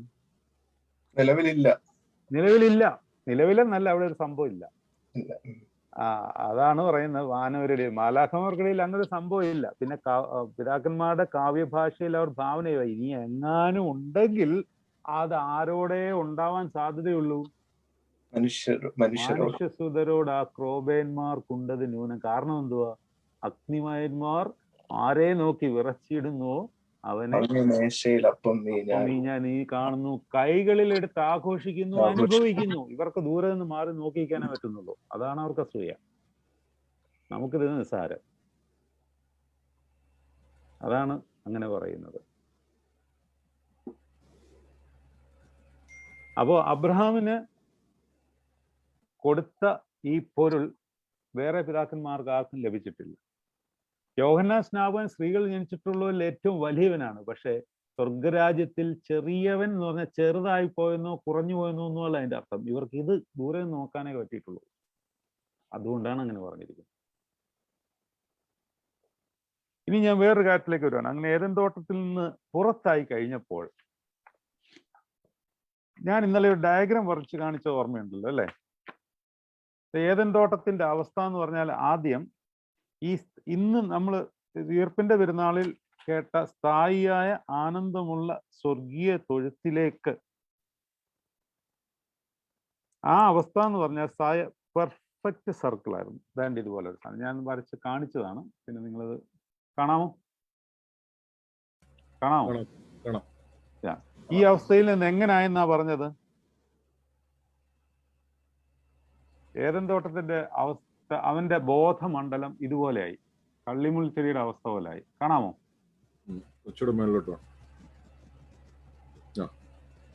കണ്ടോ? കരകുരാന്നായിപ്പോയി. ഈ അവസ്ഥയിൽ നിന്ന് കർത്താവിന്റെ കാൽവറി യാഗത്തോടുകൂടി നമ്മൾ പഠിക്കുന്നതനുസരിച്ച് ഏദൻ തോട്ടത്തിൽ ആദാമിന്റെ നഷ്ടപ്പെട്ട പർദീസയുടെ അനുഭവം തിരിച്ചു കൊടുത്തു എന്നാണ് അല്ലേ? ഇവിടെ ഈ പിന്നെ ബുധനാഴ്ചയിലും വെള്ളിയാഴ്ചയിലും ഒക്കെയുള്ള സെതറായിൽ ഒരു വാചകം നിങ്ങളെ ഒന്ന് വായിച്ച് കേൾപ്പിക്കാം. ഘോര സർപ്പത്തിന്റെ അസൂയയാൽ വൃക്ഷങ്ങളുടെ ഇടയിൽ വെച്ച് ഞങ്ങൾ ഉരിഞ്ഞു കളഞ്ഞതായ പരിശുദ്ധ റൂഹായെ വീണ്ടും ധരിപ്പാനായിട്ട് യഹൂദന്മാരുടെ അപമാനവും അധിക്ഷേപവും നീ സഹിച്ചു. എങ്ങനെയാണ്? ഘോര സർപ്പത്തിന്റെ അസൂയയാൽ വൃക്ഷങ്ങളുടെ ഇടയിൽ വെച്ച് ഞങ്ങൾ ഉരിഞ്ഞു കളഞ്ഞതായ പരിശുദ്ധ റൂഹായെ. ഞാൻ ആദ്യം പറഞ്ഞില്ലയോ, ഈ തേജോ വസ്ത്രം എന്ന് പറഞ്ഞാൽ എന്താണ്? പരിശുദ്ധ റൂഹ. അതാണ് ഉരിഞ്ഞു പോയത്. അപ്പൊ ഒരിച്ചിരി പരിശുദ്ധ റൂഹയുടെ ഒരു അംശം ആദം കൊണ്ടുപോയിരുന്നു. അതാണ് യഹോവയുടെ ആത്മാവായിട്ട് പഴയ നിയമകാലത്ത് പരിവർത്തിച്ചുകൊണ്ടിരുന്നത്. ഇന്നത്തെ ഉയർപ്പിന്റെ പ്രമേയത്തിൽ നല്ല ഒന്നാന്തരം ഒരു പ്രാർത്ഥനയുണ്ട്. എന്താണെന്നറിയാമോ? ഇത് തന്നെയാണ് പ്രാർത്ഥന. ഇവിടെയാണ് വൃക്ഷങ്ങളുടെ ഇടയിൽ വെച്ച്, അത് തന്നെ വീണ്ടും പറയാം. പക്ഷെ ആ വാചകങ്ങൾക്ക് ഇച്ചിരൂടെ വേറൊരു ഭാഷയുണ്ട്. വൃക്ഷങ്ങളുടെ ഇടയിൽ വെച്ച് ഹവ്വായെ സർപ്പം ചൂളമിട്ട് വിളിച്ചത് മൂലമുണ്ടായ ശണ്ഠയ്ക്ക് നിന്റെ സമാധാനം പരിഹാരം ഉണ്ടാക്കി. എത്ര മനോഹരമാണ്! ഇതൊരു പ്രാർത്ഥനയാണത്. വൃക്ഷങ്ങളുടെ ഇടയിൽ വെച്ച് ഹവ്വായെ സർപ്പം ചൂളമിട്ട് വിളിച്ചത് മൂലമുണ്ടായ ശണ്ഠയ്ക്ക് നിന്റെ സമാധാനം പരിഹാരം ഉണ്ടാക്കി. അപ്പോൾ ആ സമാധാനത്തെ പറ്റി പിന്നെ ദീർഘമായിട്ട് വ്യാഖ്യാനിക്കുന്നുണ്ട്. നിന്റെ സമാധാനം. ഈ സമാധാനമാണ് ഏദൻ തോട്ടം നഷ്ടപ്പെട്ടത്. ഏദൻ തോട്ടം എന്ന് പറഞ്ഞാലേ സമാധാനമാണ്. അപ്പൊ ഇനി ഒരു കാര്യം കൂടി ഇവിടെ അറിഞ്ഞിരിക്കേണ്ടതുണ്ട്. ഈ ഏദൻ തോട്ടത്തിലെ ജീവവൃക്ഷത്തിന്റെ ഒരു പ്രത്യേകത അവിടെ എഴുതിയിട്ടുണ്ടായിരുന്നു. എന്താണ്? ഉൽപ്പത്തി പുസ്തകം 3-ാം അധ്യായത്തിന്റെ അവന് 21-ാമത്തെ വാക്യത്തിൽ ജീവവൃക്ഷത്തിന്റെ ഒരു പ്രത്യേകത എഴുതിയിട്ടുണ്ട്. എന്താണ്? ഇപ്പോൾ അവൻ കൈനീട്ടി ജീവവൃക്ഷത്തിന്റെ ഫലം കൂടെ പറിച്ചു തിന്ന് എന്നേക്കും ജീവിക്കുവാൻ സംഗതി വരരുത് എന്നുള്ളതാണ് പ്രശ്നം. കാരണം ഇങ്ങനെ ജീവിച്ചു കഴിഞ്ഞാൽ പ്രശ്നമാവും. എന്തുകൊണ്ടാ? ഇപ്പൊ അവന്റെ ഉള്ളിലിരിക്കുന്നത് അശുദ്ധാത്മ വ്യാപാരമാണ്. അതിൽ ജീവവൃക്ഷത്തിന്റെ ഫലം കൊടുക്കുവാൻ പറ്റില്ല. കാര്യം അശുദ്ധാത്മാവെന്ന് മാത്രമല്ല, ഇത് ഭക്ഷിച്ചു കഴിഞ്ഞാൽ അവൻ, പറയാമോ? ആ സെന്റൻസിൽ കിടപ്പുണ്ട് ഉത്തരം. പറയാമോ? ആ സെന്റൻസ് ഒന്ന് വായിച്ചേ. ഉൽപ്പത്തി പുസ്തകം 3-ാം അധ്യായം 20 ഏത് പുസ്തകം ഉണ്ടോ ആ റെയിലേൽ?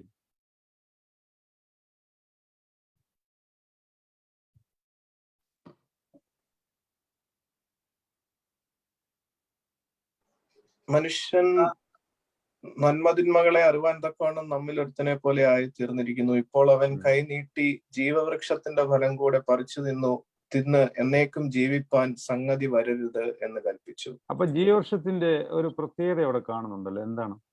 എന്നേക്കും ജീവിക്കും അത് ഭക്ഷിക്കും. ജീവവൃക്ഷം ഭക്ഷിച്ചു കഴിഞ്ഞാൽ അവൻ എന്നേക്കും ജീവിക്കും. ഈ അവസ്ഥയിൽ എന്നേക്കും ജീവിച്ചു കഴിഞ്ഞാൽ എങ്ങനെ ഇരിക്കും? അവന്റെ ഉള്ളിൽ ഇരിക്കുന്നത് ഇപ്പോൾ യഹോവയുടെ ആത്മാവല്ല, ബോധം മറിഞ്ഞുപോയ തിന്മയുടെ ബോധത്തില. അവനെ അങ്ങനെ എന്നേക്കും ജീവിപ്പിക്കാൻ പറ്റത്തില്ല. അവനെ ഈ ബോധത്തിൽ നിന്ന് മാറ്റി ദൈവബോധത്തിലേക്ക് കൊണ്ടുവന്ന് എന്നിട്ട് വേണം ജീവവൃക്ഷത്തിന്റെ ഫലം കൊടുക്കുക. കർത്താവ് വന്നിട്ട് യോഹന്നാന്റെ സുവിശേഷത്തിൽ എന്താണ് കർത്താവ് പറയുന്നത്? ഞാൻ സ്വർഗത്തിൽ നിന്ന് ഇറങ്ങി വന്ന് ജീവന്റെ അപ്പമാകുന്നു. എൻ്റെ മാംസം ഭക്ഷിക്കുകയും എൻ്റെ രക്തം കുടിക്കുകയും ചെയ്യുന്നവൻ ഞാൻ അവനിൽ വസിക്കും, എന്നേക്കും ജീവിക്കും എന്നാണ്. അല്ലേ? ജീവവൃക്ഷത്തിന്റെ ഫലത്തിന്റെ പ്രത്യേകതയും എന്നേക്കും ജീവിക്കുമെന്നല്ലേ? അതെ. ചുരുക്കം പറഞ്ഞാൽ ഇനി ബാക്കി നിങ്ങൾ പറയണം. അപ്പൊ ഏദൻ തോട്ടത്തിന് നടുവിൽ നിന്ന ജീവവൃക്ഷം എന്ന് പറഞ്ഞാൽ എന്തായിരുന്നു? കർത്താവായ യേശു ക്രിസ്തു. അപ്പോൾ അതാണ്, ഏദൻ തോട്ടത്തിന്റെ നടുക്ക് നിന്നത് കർത്താവായ യേശു ക്രിസ്തു ആയിരുന്നു. അതാണ് ജീവവൃക്ഷം. മനസ്സിലായോ? അപ്പോ അതിലും ശദ്രായിലൊരു വാചകം അതുമുണ്ട്. ഒന്ന് നോക്കട്ടെ, നല്ലൊരു പ്രാർത്ഥന കിടപ്പുണ്ട്.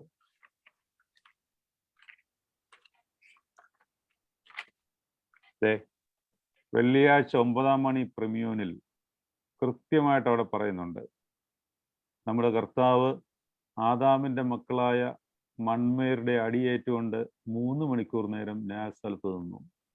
വെള്ളിയാഴ്ച ഹൗവ നന്മ തിന്മകളെ കുറിച്ചുള്ള വൃക്ഷത്തിന്റെ അടുക്കിലേക്ക് ആർത്തിയോടെ പാഞ്ഞു ചെന്നു. വെള്ളിയാഴ്ച 6 മണിക്ക് ജീവവൃക്ഷമാകുന്ന മെശിഹാ തമ്പുരാൻ കുരിശിലേക്ക് കയറി. ആണ് പിതാക്കന്മാരുടെ പ്രാർത്ഥനകളാണ്. അപ്പോ ഏദൻ തോട്ടത്തിൽ നടുക്ക് നിന്നത് ജീവവൃക്ഷം എന്ന് പറയുന്ന കർത്താവാണ്. ഈ കർത്താവിനെ ആദ്യം ഉള്ളിലാക്കി ആ ബോധത്തിനകത്ത് വേണം നന്മതിന്മകളെ കുറിച്ചുള്ള അറിവ് കയറ്റാൻ. ഇത് നേരെ തിരിഞ്ഞു പോയെന്ന് മാത്രമല്ല, ഇത് കിട്ടിയില്ല, നന്മതിന്മകൾ ഇങ്ങനെ നിറഞ്ഞു എന്ന് പറഞ്ഞാൽ ആ ബോധം, ലോകബോധം, ലോക വ്യാപാരം നിറഞ്ഞു. നമ്മുടെ ഉള്ളിൽ ഇപ്പൊ അതുപോലെയാണ്. പരിശുദ്ധാത്മാവ് ബോധത്തിലല്ല നമ്മൾ പല കാര്യങ്ങളും ചെയ്യുന്നത്, നമ്മളുടെ ബോധത്തിനകത്ത് പരിശുദ്ധാത്മാവിനെ കൊണ്ടിരിക്കുക. അത് അപകടമാണ്. ചെയ്യുന്ന എല്ലാം ദൈവത്തിന് വേണ്ടിയാണെന്ന് തോന്നുന്നു. പള്ളിയിലും പോകുന്നുണ്ട്, പ്രാർത്ഥിക്കുന്നുണ്ട്, ആരാധിക്കുന്നുണ്ട്, ഉപവസിക്കുന്നുണ്ട്, ധ്യാനിക്കുന്നുണ്ട്, പ്രസംഗിക്കുന്നുണ്ട്, കുർബാനയും ചൊല്ലുന്നുണ്ട്, എല്ലാം ചെയ്യുന്നുണ്ട്. പക്ഷേ എൻ്റെ ബോധത്തിനകത്താണ് ഞാൻ പരിശുദ്ധാത്മാവിനെ വെച്ചിരിക്കുന്നത്. പരിശുദ്ധാത്മാവിനകത്താണ് എൻ്റെ ബോധം ഇരിക്കേണ്ടത്. വ്യത്യാസം മനസ്സിലാകുന്നുണ്ടോ? അത് വലിയ വ്യത്യാസമാണ്. ഇത് ഇന്നത്തെ കർത്താവിന്റെ കാൽവറി യാഗത്തോടുകൂടി സംഗതി എല്ലാം ഓക്കെ ആയി. കാരണം പക്ഷേ എന്നാൽ എല്ലാം ഓക്കെ ആയിട്ടുമില്ല. അവിടെ ശ്രദ്ധിക്കേണ്ട ഒരു കാര്യമുണ്ട്, അതോടെ പറഞ്ഞ് ഞാൻ അവസാനിപ്പിക്കാം. അതുകൂടെ അറിയണം. കർത്താവിന്റെ കാൽവറി യാഗത്തോടുകൂടി എല്ലാം പൂർത്തിയായെങ്കിൽ ഇപ്പം നമ്മൾ ഏദൻ തോട്ടത്തിൽ തന്നെ താമസിക്കേണ്ടത്, പൂർണ്ണ ഏദൻ തോട്ടത്തിൽ. വേണമെങ്കിൽ അങ്ങനെ താമസിക്കാം. എന്താണെന്ന് ചോദിച്ചാൽ ഇപ്പോഴത്തെ അവസ്ഥ എന്ന് പറഞ്ഞാൽ നമ്മൾ ഈ കണ്ട പോലെ ഈ രണ്ടാമത്തെ പോയിന്റില് ആയിരുന്നു ആദാമും ഹവ്വായും. കർത്താവിന്റെ കാൽവറി യാഗത്തോടുകൂടി അതിൻ്റെ ഉദ്ദേശം എന്ന് പറയുന്നത് ഈ ഏദൻ തോട്ടത്തിന്റെ അവസ്ഥയിലേക്ക് പൂർണ്ണമായി തിരിച്ചു വരാനായിരുന്നു. ഈ അവസ്ഥ, ഈ പെർഫെക്റ്റ് സർക്കിളിലേക്ക് തന്നെ തിരിച്ചു വരാനാണ് ഉദ്ദേശം. അങ്ങനെ ആയിരുന്നെങ്കിൽ ഇപ്പം ഇവിടെ ഒരു തിന്മയും കാണുകയില്ലായിരുന്നു. പക്ഷെ ഉണ്ടല്ലോ. എന്തുകൊണ്ടാണെന്നറിയാമോ? ഇപ്പോഴത്തെ അവസ്ഥയിൽ പാമ്പിന്റെ തല മാത്രമേ തകർത്തിട്ടുള്ളൂ.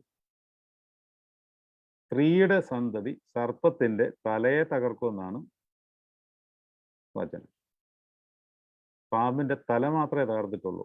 പാമ്പിന്റെ അനാറ്റമി അറിയാവുന്നവർക്ക് പാമ്പ് ചത്തോ എന്നറിയണമെങ്കിൽ എന്തിലാണ് അതിന്റെ തീരുമാനം ഉണ്ടാകുന്നത്? വാലിന് ജീവൻ പോയാൽ മാത്രമേ പാമ്പ് ചത്തു എന്ന് ഉറപ്പിക്കാൻ പറ്റത്തുള്ളൂ. തലയ്ക്ക് ജീവൻ പോയാൽ കഴിഞ്ഞാൽ നടക്കില്ല. ചുരുക്കം പറഞ്ഞാൽ കാൽവറി യാഗത്തിൽ പാമ്പിന്റെ തല മാത്രമേ തകർന്നിട്ടുള്ളൂ, വാലിന് ജീവനുണ്ട് ഇപ്പോഴും. അതുകൊണ്ടാണ് ലോകത്തെ തിന്മ നടക്കുന്നത്. നമ്മളുടെ ഉള്ളിൽ കിടന്ന് കളിക്കുന്ന പാമ്പിന്റെ വാല. ഈ വാലിന്റെ ശക്തി അറിയാമോ? ഈ മനുഷ്യൻ പിന്നെ പാമ്പിന്റെ തല തകർക്കാൻ പറ്റത്തില്ലെന്ന് വാലിന്റെ ശക്തി അറിഞ്ഞാൽ മനസ്സിലാവും. വെളിപാട് പുസ്തകം 12-ാം അധ്യായം.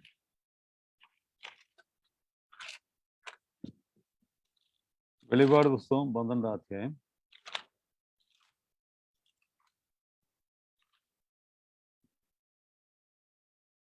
1-ാം വാക്യം തൊട്ട് വായിക്കണം. 12-ാം അധ്യായം അല്ലേ? അതെ അതെ അതെ, അതിന്റെ വാൽ ആകാശത്തിലെ അത് നക്ഷത്രങ്ങളെ എത്രാമത്തെ വാക്യം? അത് എത്രാമത്തെ വാക്യമാണ്? 4-ാമത്തെ വാക്യം. ആ, സ്വർഗത്തിൽ വലിയൊരു അടയാളം കാണാനായി അതിങ്ങോട്ട് വന്നിട്ട് അതിന്റെ വാൽ ആകാശത്തിലെ നക്ഷത്രങ്ങളിൽ 1/3 വലിച്ചുകൂട്ടി ഭൂമിയിലേക്ക് എറിഞ്ഞു കളഞ്ഞു. വാലിന്റെ ശക്തി അത്രയുണ്ടെങ്കിൽ തലയ്ക്ക് എന്തുമാത്രം കാണും എന്ന് ആലോചിച്ച് നോക്കി. തല ന്യായപ്രമാണമായിരുന്നു. അതിനെ തകർക്കാൻ മനുഷ്യനെ കൊണ്ട് പറ്റൂല. അതിനെ കൊന്നത് കർത്താവാണ്. പക്ഷെ വാലിന് ജീവൻ വെച്ചിരിക്കുകയാണ് മനഃപൂർവ്വം. കൊല്ലാൻ അറിയാമായിട്ടല്ല. തലയെ തകർത്തവന് വാല് കൊല്ലാൻ വലിയ പാടുണ്ടോ? ഒരുപാടുമില്ല. പക്ഷെ വെച്ചിരിക്കുന്നത് എന്തിനാണെന്നറിയാം? അത് നമ്മളെ കൊണ്ട് കൊല്ലിച്ചിട്ട് നമുക്ക് ആ ക്രെഡിറ്റ് തരാനാണ്. കൊലോസിയർക്കെതിരെ ലേഖനം 1:24 എന്ന് വെച്ച്. കൊലോസിയർക്കെതിരെ ലേഖനം 1:24 വാക്യം.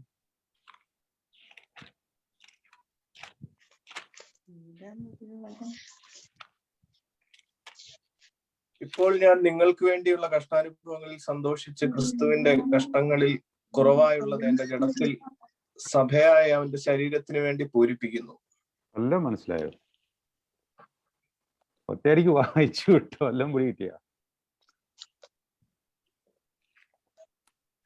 ഇപ്പോൾ പൗലോസ്ലീഹ പറയാണ്, ഞാൻ നിങ്ങൾക്ക് വേണ്ടിയുള്ള കഷ്ടാനുഭവങ്ങളിൽ സന്തോഷിക്കുന്നു. നമുക്ക് സ്പ്ലിറ്റ് ചെയ്യാം. അതായത് നിങ്ങൾക്ക് വേണ്ടി ഞാനും കഷ്ടം അനുഭവിക്കുന്നുണ്ട്, ഞാനതിൽ സന്തോഷിക്കുന്നു. കാരണം എന്താണെന്നറിയാമോ? ക്രിസ്തുവിന്റെ കഷ്ടാനുഭവങ്ങളിൽ കുറവായുള്ളത്. അതിന്റെ അർത്ഥം ക്രിസ്തുവിന്റെ കഷ്ടാനുഭവങ്ങളിൽ എന്തെങ്കിലും കുഴപ്പമുണ്ടെന്നല്ല. കുറച്ച് ബാക്കി കർത്താവ് വെച്ചിട്ടുണ്ട്. കഷ്ടാനുഭവങ്ങളിൽ കുറവായുള്ളത് അതെവിടാ പൂരിപ്പിക്കുന്നു എന്നാ പറഞ്ഞ? എവിടെ പൂരിപ്പിക്കുന്നു? എവിടാ പൂരിപ്പിക്കുന്നേ? എന്റെ ജഡത്തിൽ സഭയായ അവന്റെ ശരീരത്തിന് എന്റെ ജഡം അത് അവൻ സഭയാകുന്നു, അവന്റെ ശരീരമാണ്. അതിൽ ഞാൻ പൂരിപ്പിക്കുന്നു, അവനല്ല. സിമ്പിളായിട്ട് പറഞ്ഞാൽ, നമുക്ക് വരുന്ന നിന്ദകള്, പരിഹാസങ്ങള്, ദുഷികള്, രോഗങ്ങള്, വേദനകള്, ആദികള്, നമ്മുടേതല്ലാതായി നമുക്ക് വേണ്ടി നമ്മൾ അനുഭവിക്കേണ്ട ദുരിതങ്ങള്, ക്രിസ്തുവിന് വേണ്ടി സഹിക്കുന്ന കഷ്ടങ്ങൾ, ഇവയെല്ലാം സഹിക്കുമ്പോൾ വാല് ചത്തുകൊണ്ടേയിരിക്കും. ഓരോരുത്തരും അവരവരുടെ വാലിനെ കൊല്ലണം. അവൻ്റെ ഉള്ളിൽ കാണും ഈ സാധനം, എല്ലാവരുടെ ഉള്ളിലും കാണും. നമ്മളെ ഒരാൾ എടുത്തു പറഞ്ഞാൽ, അല്ലെ ചീത്ത വിളിച്ചാൽ, ഉടനെ തിരിച്ച് അങ്ങോട്ടൊരു ചീത്തയും കൂടെ വിളിച്ചു കഴിഞ്ഞാൽ ഈ വാലിന് നമ്മൾ ഇച്ചിരി വളം കൊടുത്തു നോക്കാം. എന്നാൽ അത് ദൈവനാമത്തിൽ നമ്മൾ സഹിച്ചിട്ട് അവനെ സ്നേഹിക്കുവാൻ തുടങ്ങുമ്പോൾ വാല് ചത്തു. കുറേശ്ശെ ഓരോ മനുഷ്യരുടെ ബോധത്തിലും ഈ വാല് ശക്തമായിട്ടിരിപ്പുണ്ട്. അത് പുഷ്ടിപ്പെടുത്തുന്നവന്റെ സ്വഭാവവും അത് കൊന്നുകളഞ്ഞവന്റെ സ്വഭാവം കണ്ടാൽ അറിയാം. അപ്പൊ ഈ വാലുള്ളത് കൊണ്ട് സമ്പൂർണമായി ഏതന്റെ അവസ്ഥയിലല്ല ഇപ്പോൾ നമ്മളാണോ? അല്ല. അപ്പോ നമ്മളെ ഇപ്പോഴത്തെ അവസ്ഥ എങ്ങനെ ഇരിക്കുമെന്ന് അറിയാമോ? ഇതുപോലെ ഈ ഷേപ്പിലാണ് ഇപ്പോൾ ഉള്ളത്. ഏകദേശം കാണാമോ? വൃത്തമാണോ എന്ന് ചോദിച്ചാൽ വൃത്തമല്ല, എന്നാ വൃത്തമല്ലേ എന്ന് ചോദിച്ചാൽ വൃത്തമാണ്. കണ്ടോ? കാണാമോ? എങ്ങനെ വേണേലും വരയ്ക്കാം. പെർഫെക്റ്റ് സർക്കിൾ അല്ലെന്നർത്ഥം. മനസ്സിലായോ?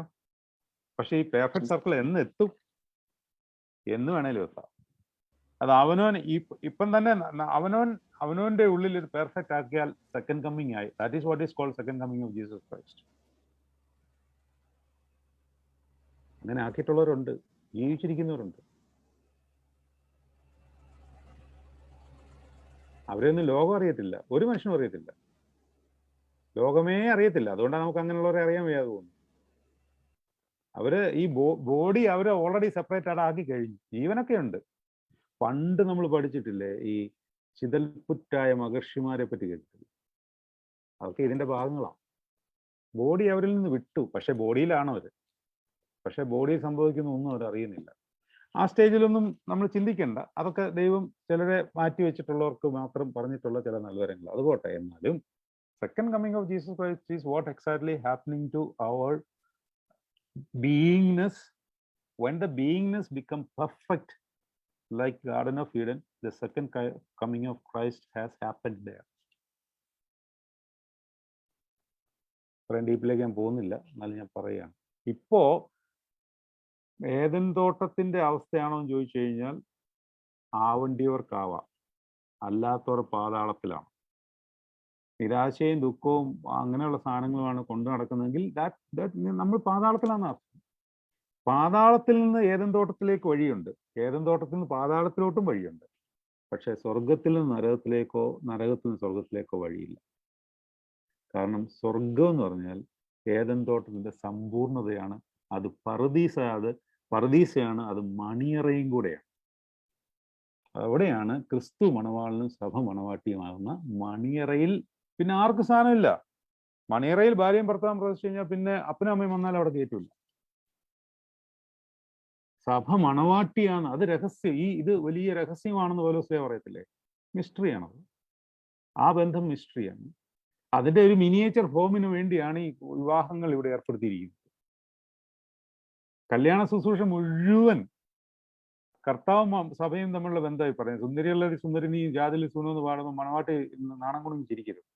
അത് ആ പെൺകൊച്ചിനെ പറ്റിയല്ല പറയുന്നത്. സഭ മണവാളനും സഭ മണവാട്ടിയും ക്രിസ്തു മണവാളനുമായിട്ടുള്ള ബന്ധമാണ്. ത്രൂ ഔട്ട് വർഷിപ്പ് മനോഹരമാണ്, അതിമനോഹരമാണ്. മനോഹരം എന്ന് പറഞ്ഞാൽ പറ്റില്ല. കല്യാണ ശുശ്രൂഷ ശരിക്കും സംബന്ധിച്ചാൽ കണ്ണുനീർ ധാരധാരയായി ഒഴുകും. അത്രയ്ക്ക് ശ്രേഷ്ഠമാണ്. അപ്പൊ ഏദൻ തോട്ടത്തിൽ ഇപ്പോ വേണമെങ്കിൽ നമുക്ക് സ്വാതന്ത്ര്യമുണ്ട്. പൂർണ്ണതയിലേക്ക് വേണമെങ്കിൽ വരാം, അല്ലെങ്കിൽ നമ്മൾ ആകുന്നവരെ ഈ പ്രോസസ്സ് കണ്ടിന്യൂ ചെയ്തുകൊണ്ടേ ഇരിക്കും. ഇത് എപ്പോഴാണ് ഇത് പൂർത്തീകരിക്കപ്പെടുന്നു എന്ന് പറഞ്ഞാൽ this will happen on to the second coming of Jesus Christ. ആ സെക്കൻഡ് കമ്മിങ് എന്താണെന്നുള്ളതാണ് നമ്മൾ ചുമ്മാ പറഞ്ഞത്. ആ ബോധതലത്തിലേക്ക് നമ്മുടെ ആധ്യാത്മിക നിലവാരം ഉയരണം. ഞാൻ അവസാനിപ്പിക്കുകയാണ്. ഇനി ഞാൻ ഫസ്റ്റ് ഡേയിൽ തുടങ്ങിയ ആ വാക്യം എടുത്തൊന്നുകൂടെ വായിക്കുകയാണ്. ഏതാണ്? ജയിക്കുന്നവന്, അങ്ങനൊരു വാക്യം ഞാൻ വെളിപാടിയിൽ നിന്ന് വായിച്ചായിരുന്നു അല്ലേ? ജയിക്കുന്നവന് ഞാൻ, ആരോ ഒരാൾ മൈക്ക് അൺമ്യൂട്ട് ചെയ്തല്ലോ. ജയിക്കുന്നവന് ഞാൻ ദൈവത്തിന്റെ പറുദീസയിലുള്ള ജീവവർഷത്തിന്റെ ഫലം തിന്നുവാൻ കൊടുക്കും. ജയിക്കുന്നവൻ ആരാണ്? പാമ്പിന്റെ വാലിനെ കൊല്ലുന്നവനാണ് ജയിക്കുന്നത്. കർത്താവ് കാൽവളിയിൽ ജയമൊക്കെ എടുത്തു, പക്ഷെ ബാക്കി കുറച്ച് പണിയിട്ടിട്ടുണ്ട്. അവനത് പൂർത്തീകരിക്കാൻ അറിയാമാഞ്ഞിട്ടല്ല, അവന്റെ കഷ്ടാനുഭവങ്ങൾ എന്തെങ്കിലും കുഴപ്പമുണ്ടായിട്ടുമല്ല. പക്ഷെ നമ്മളെ കൊണ്ട് അത് ചെയ്യിച്ചിട്ട് ആ ക്രെഡിറ്റ് നമുക്ക് വരാനാണ്. എല്ലാം കർത്താവ് ചെയ്തു എന്ന് പിന്നെ പറയണ്ടല്ലോ, നമ്മളും പറയില്ലേ എല്ലാം നീ ചെയ്തിട്ടുണ്ടല്ലോ. അങ്ങനെയല്ല, നമ്മളത് പൂർത്തീകരിച്ച് ആ ക്രെഡിറ്റ് നമുക്ക് വരുമ്പോൾ നമുക്ക് ലഭിക്കുന്ന സ്വർഗീയ സമാധാനമുണ്ട്. അതുകൊണ്ടാണ് ഇന്നത്തെ ശുശ്രൂഷയിൽ നിന്റെ സ്ലീവായാൽ സമാധാനം, നിന്റെ സ്ലീവായാൽ യുദ്ധങ്ങൾക്ക് ഒതുക്കം, നിന്റെ സ്ലീവായാൽ ശത്രുക്കളുടെ മേൽ വിജയം, നിന്റെ സ്ലീവായാൽ കഷ്ടതകളുടെ മേൽ വിജയം എന്നൊക്കെ പറഞ്ഞ് നിന്റെ സമാധാനം, നിന്റെ സ്ലീബ, നിന്റെ സമാധാനം, നിന്റെ സ്ലീബ, ഇത് തമ്മിലാണ് ബന്ധപ്പെട്ടിരിക്കുന്നത്. കാരണം സ്ലീബായിൽ കൂടെ സമാധാനമുള്ളൂ. വാലിനെ കൊല്ലുന്നതാണ് സ്ലീബ. നേടിയെടുക്കുന്നതാണ് സമാധാനം. വാലിനെ കൊല്ലുന്നതാണ് സ്ലീബ, നേടിയെടുക്കുന്നതാണ് പരിശുദ്ധാത്മാവെന്ന അങ്കി, സമാധാനം. അപ്പോൾ ഇതൊരു വേദോത്സവത്തിലെ നമ്മുടെ ആരാധനയുമായിട്ട് ബന്ധപ്പെട്ടുള്ള കുറച്ച് മർമ്മങ്ങളാണ് നമ്മൾ ഒരുമിച്ച് ഷെയർ ചെയ്തത്. അതുകൊണ്ട് ഞാൻ ഇന്ന് ഇവിടെ അവസാനിപ്പിക്കുകയാണ്. ഈ ഒരു സാഹചര്യം ഒരുക്കി തന്ന എല്ലാവർക്കും നന്ദി അറിയിക്കുകയാണ്. ഈസ്റ്ററിൻ്റെ എല്ലാ മംഗളങ്ങളും ആശംസകളും നേരുന്നു. ദൈവം അനുഗ്രഹിക്കട്ടെ. വളരെ നന്ദിയുണ്ട് ബഹുമാനപ്പെട്ട ജോൺ സാമുവൽ അച്ഛൻ. ഗ്ലോറിയസ് ഗോസ്പലിന്റെ ഈ ഒരു വേദിയിൽ വന്നിട്ട് അതിമനോഹരമായ രീതിയിൽ ദൈവീക മർമ്മങ്ങൾ, പൗരസ്ത്യ ദർശനം എന്ന വിഷയമായിരുന്നുവെങ്കിലും ദൈവീക മർമ്മങ്ങൾ ഇത്ര വളരെ മനുഷ്യന്റെ ഹൃദയങ്ങളിലേക്ക്, ആഴങ്ങളിലേക്ക് എത്തുന്ന രീതിയിൽ നമുക്ക് പറഞ്ഞു തരികയും, പ്രത്യേകിച്ച് മൽക്കീസദേക്ക് ആരായിരുന്നു എന്നും, അതുപോലെ ജീവവൃക്ഷത്തിന്റെ ഫലം എന്താണ്, ജീവവൃക്ഷം എന്താണ്, ഇതിനെയൊക്കെ നമുക്ക് വ്യക്തമായ രീതിയിൽ നമുക്ക് പറഞ്ഞ് മനസ്സിലാക്കി തന്ന ബഹുമാനപ്പെട്ട ജോൺ സാമുവൽ അച്ഛനോടുള്ള വളരെ സ്നേഹവും നന്ദിയും ഗ്ലോറിയസ് ഗോസ്പലിന്റെ വകയും നമ്മളെ കേട്ടുകൊണ്ടിരുന്ന നാനാജാതി മതസ്ഥര്, ലോകത്തിന്റെ എല്ലാ ഭാഗത്തു നിന്ന് ആളുകൾ കേൾക്കുന്നുണ്ട്, എല്ലാവരുടെയും പേരിലുള്ള നന്ദിയും സ്നേഹവും അറിയിക്കുന്നു. വീണ്ടും ഇതുപോലെ ഞങ്ങളുടെ ഈ വേദിയിൽ എത്തണം, എല്ലാവർക്കും വേണ്ടുന്ന മാർഗനിർദ്ദേശങ്ങൾ നൽകണം എന്ന് മാത്രം അപേക്ഷിച്ചുകൊണ്ട്, പ്രാർത്ഥിച്ചുകൊണ്ട് എല്ലാവിധ ഈ പ്രസംഗ ചിന്തകൾക്കും ഒറ്റ വാക്കിൽ നന്ദി രേഖപ്പെടുത്തിക്കൊണ്ട് നിർത്തുന്നു. Thank U.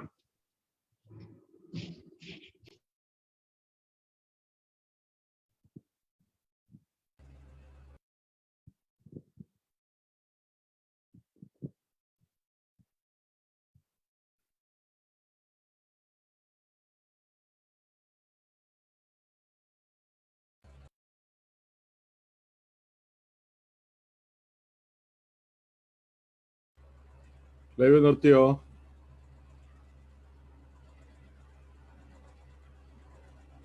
കോഹോസ്റ്റ് ലൈവ് ഒന്ന് ക്ലോസ് ചെയ്യണേ.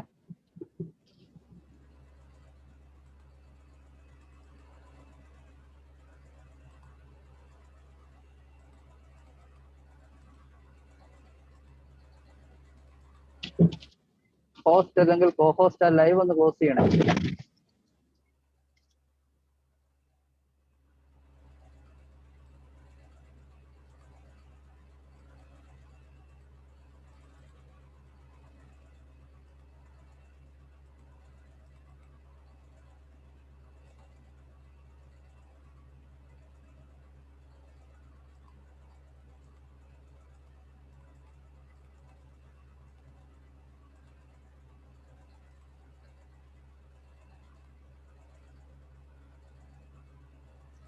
ക്ലോസ് ആവുന്നില്ലല്ലോ.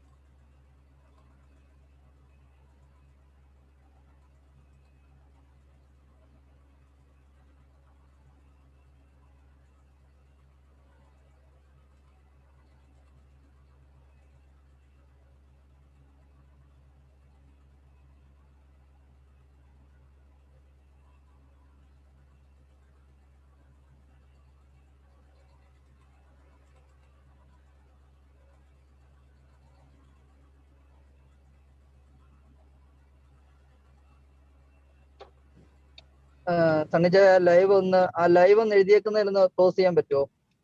പറ്റുന്നില്ല.